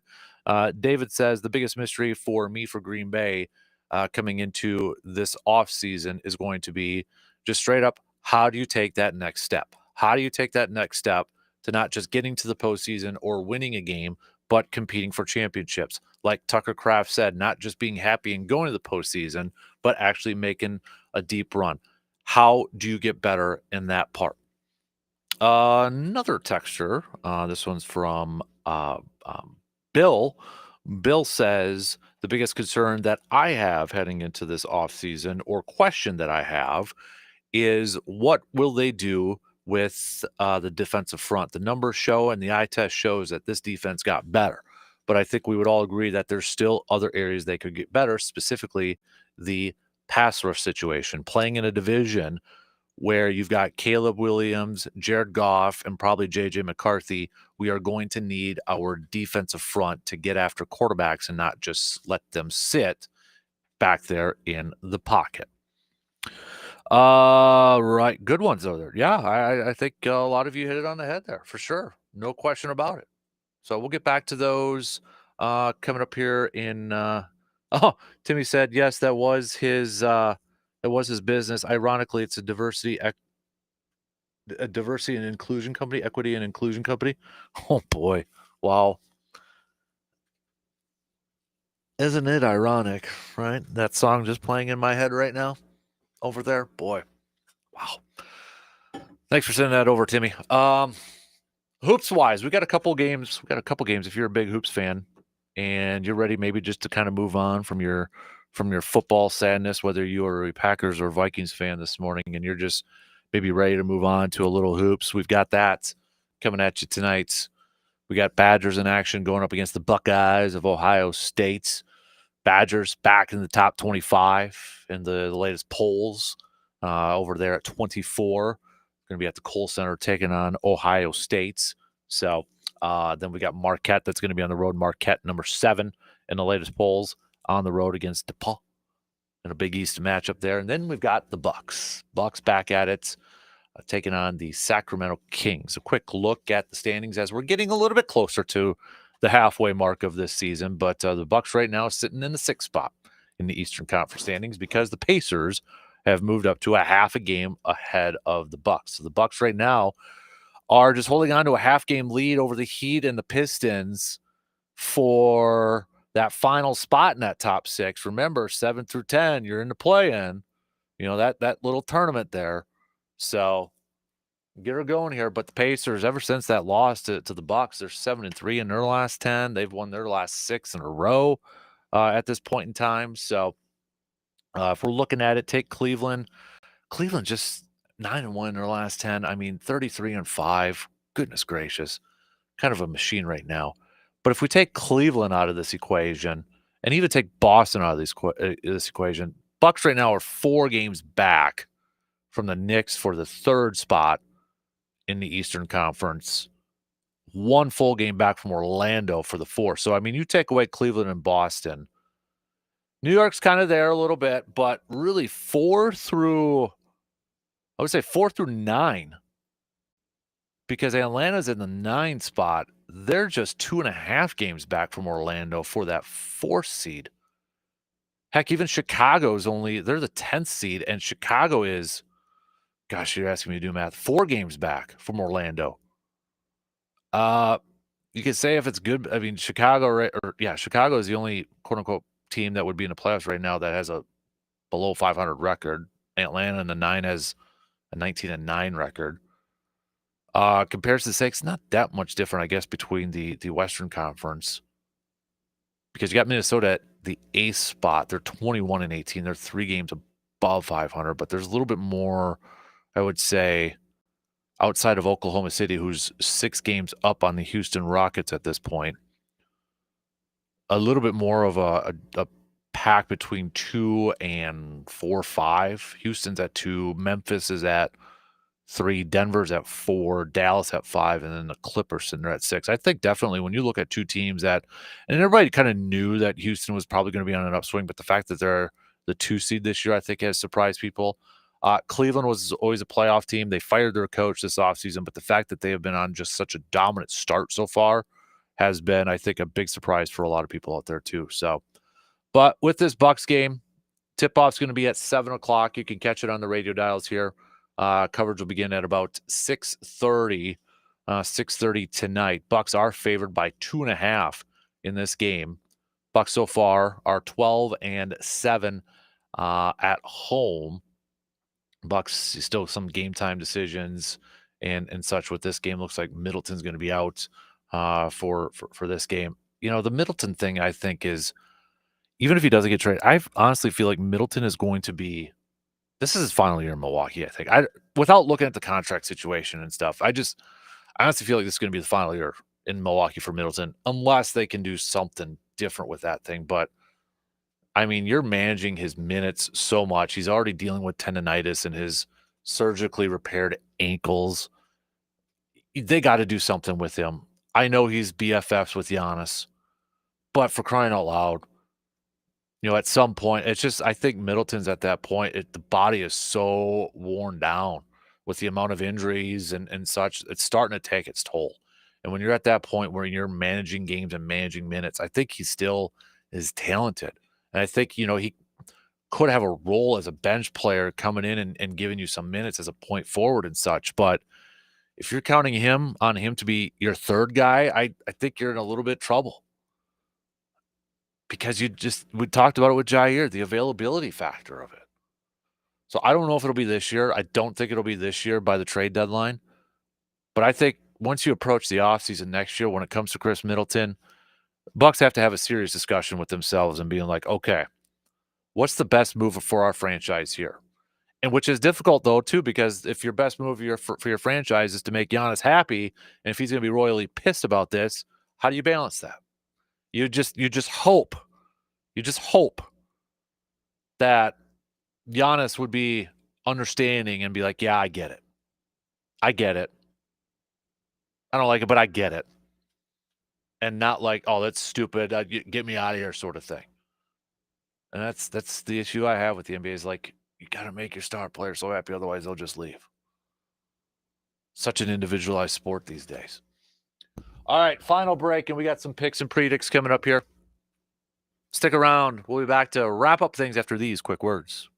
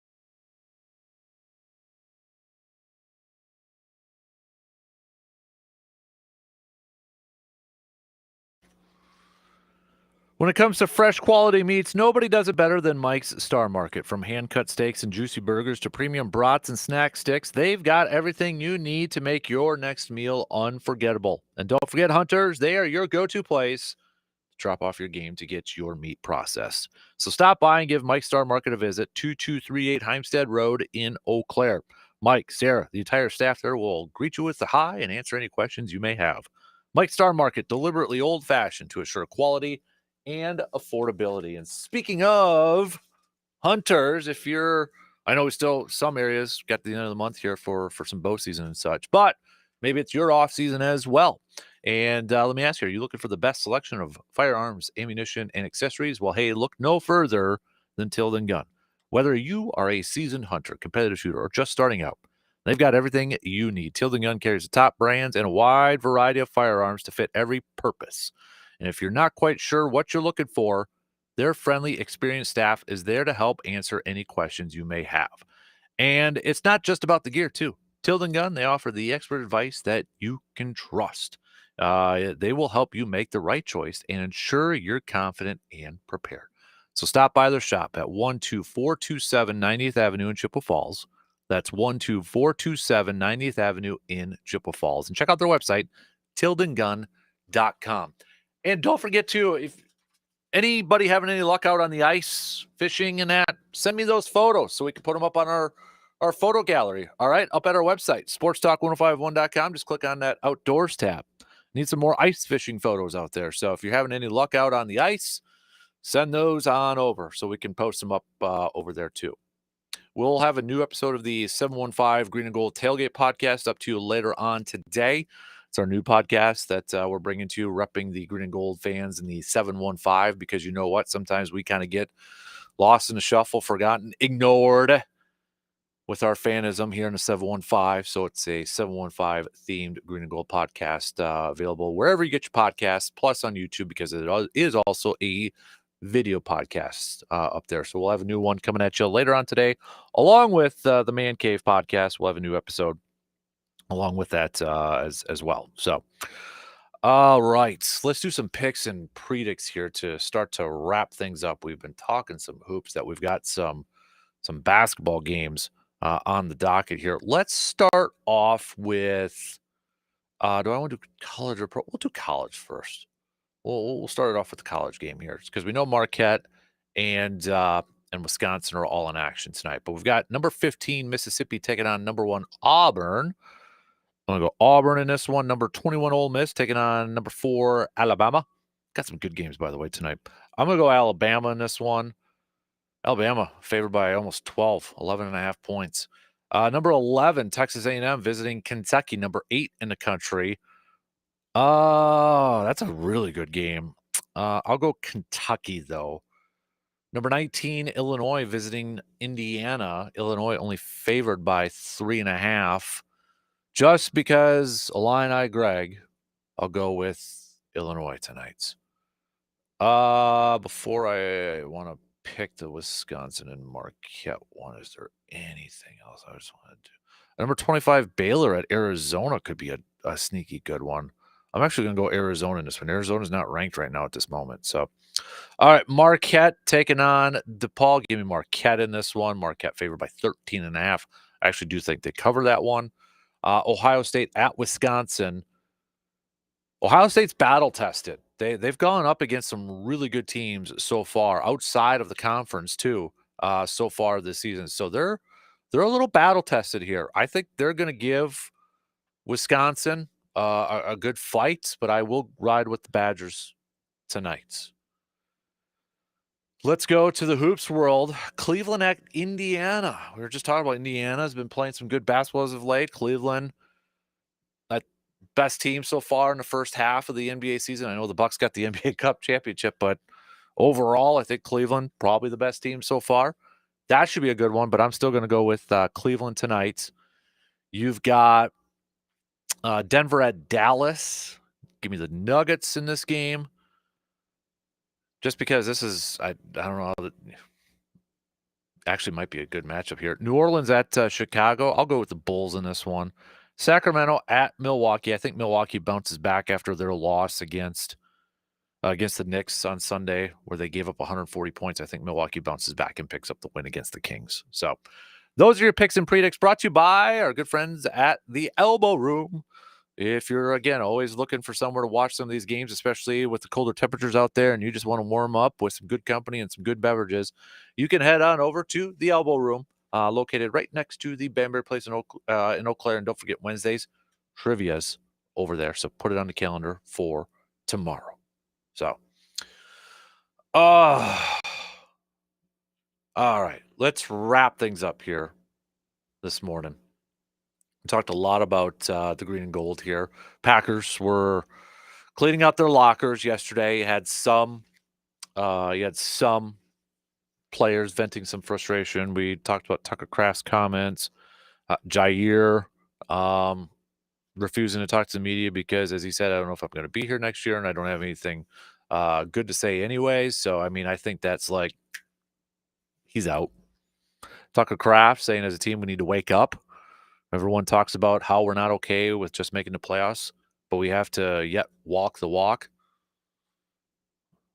Also, maybe kind of called out some teammates over there too, not by name and such, but so definitely still a lot of frustration.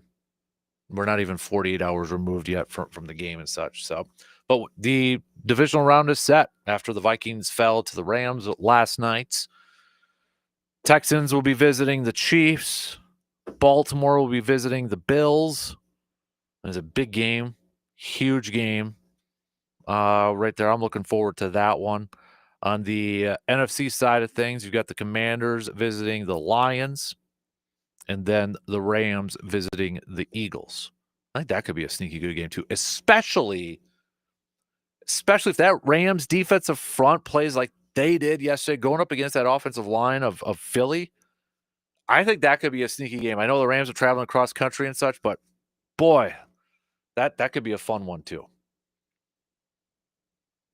So yeah, we talked about that. We were playing a little Unsolved Mysteries, Packers edition, the biggest mystery, the biggest question, the biggest concern that you maybe have coming up in this offseason. That's actually going to be the topic for our coming up episode of the 715 Green and Gold Tailgate. My top 5, though. I've got my top 5 mysteries surrounding this team as we head into this this offseason. So check that a little bit later on here. Obviously, we talked a little hoops with the Bucks back in action tonight, looking to have a much better performance than what they did against the Knicks. But the thing is, too, with the Kings, you know, I know it was a couple weeks ago they fired their head coach Mike Brown, but right now the Kings are on a 7-game winning streak, so they're 1 game over 500, but they're riding a 7-game winning streak, and they're coming off of, you know, wins against the Bulls was their latest one, but a win against the Celtics in Boston. They beat the Heat. They beat the Warriors. They beat Memphis. They've beaten Dallas in this stretch, the 76ers. So it's going to be a tough one for the Bucks tonight. I think they still bounce back, but the Kings are playing some good ball right now. They're playing some good ball. But I look at this, you know, defensively, for this Bucks team. We went through the numbers before that game against the Knicks, and they were trending in a really good direction defensively. Top 5 in a ton of categories. So, obviously that Knicks one probably pushed him down a little bit. But I want to see that defensive attitude, that defensive performance from the Bucks continue to move on here. And I think there's a stretch of games coming up here, winnable games, a chance for them to rack up a bunch of wins. NFL coaching news. The Bears have requested an interview with Packers offensive coordinator, Marshfield native Adam Stenavich. So we'll see where that goes. Matt LaFleur is having his 2024 wrap-up presser at the top of the hour here. So in a matter of minutes, sure, he, you know, whatever he has to say, if there's something noteworthy, I'm sure we'll be talking about it tomorrow, but you're going to be able to catch that at Packers.com and such. So got that going on. But obviously Mike McCarthy, that was kind of the big coaching news yesterday. The Cowboys electing to not bring him back, and he's already got an interview scheduled with the Bears tomorrow. Saints are also a possible destination there too. Remember, Mike McCarthy spent some years there as offensive coordinator when they had former Packers backup quarterback Aaron Brooks over there too. So seems like Big Mike still wants to continue to coach. It would be his third team as head coach if he were to get there. There was the Deion Sanders speculation.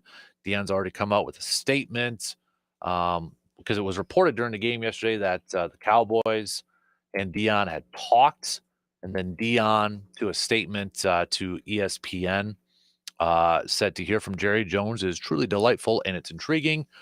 I love Jerry and believe in Jerry after you hang up and I process it and think about it. It's intriguing, but I love Boulder and everything there is about our team, the coaches, our student body, and the community. I don't think he necessarily shut it down there. It kind of, I think the first time you read it, it's like, okay, yeah, he shut it down. But if you reread it again, where he says, and think about it, it's intriguing, but I love Boulder and everything there is about our team, the coaches, our student body, and the community. I think he goes back and forth on this thing. And I think it's kind of a internal, do I, don't I sort of thing. So I don't think he necessarily shut it down. Like he's weighing his options. Like, I love Boulder. I love the community. I love the players.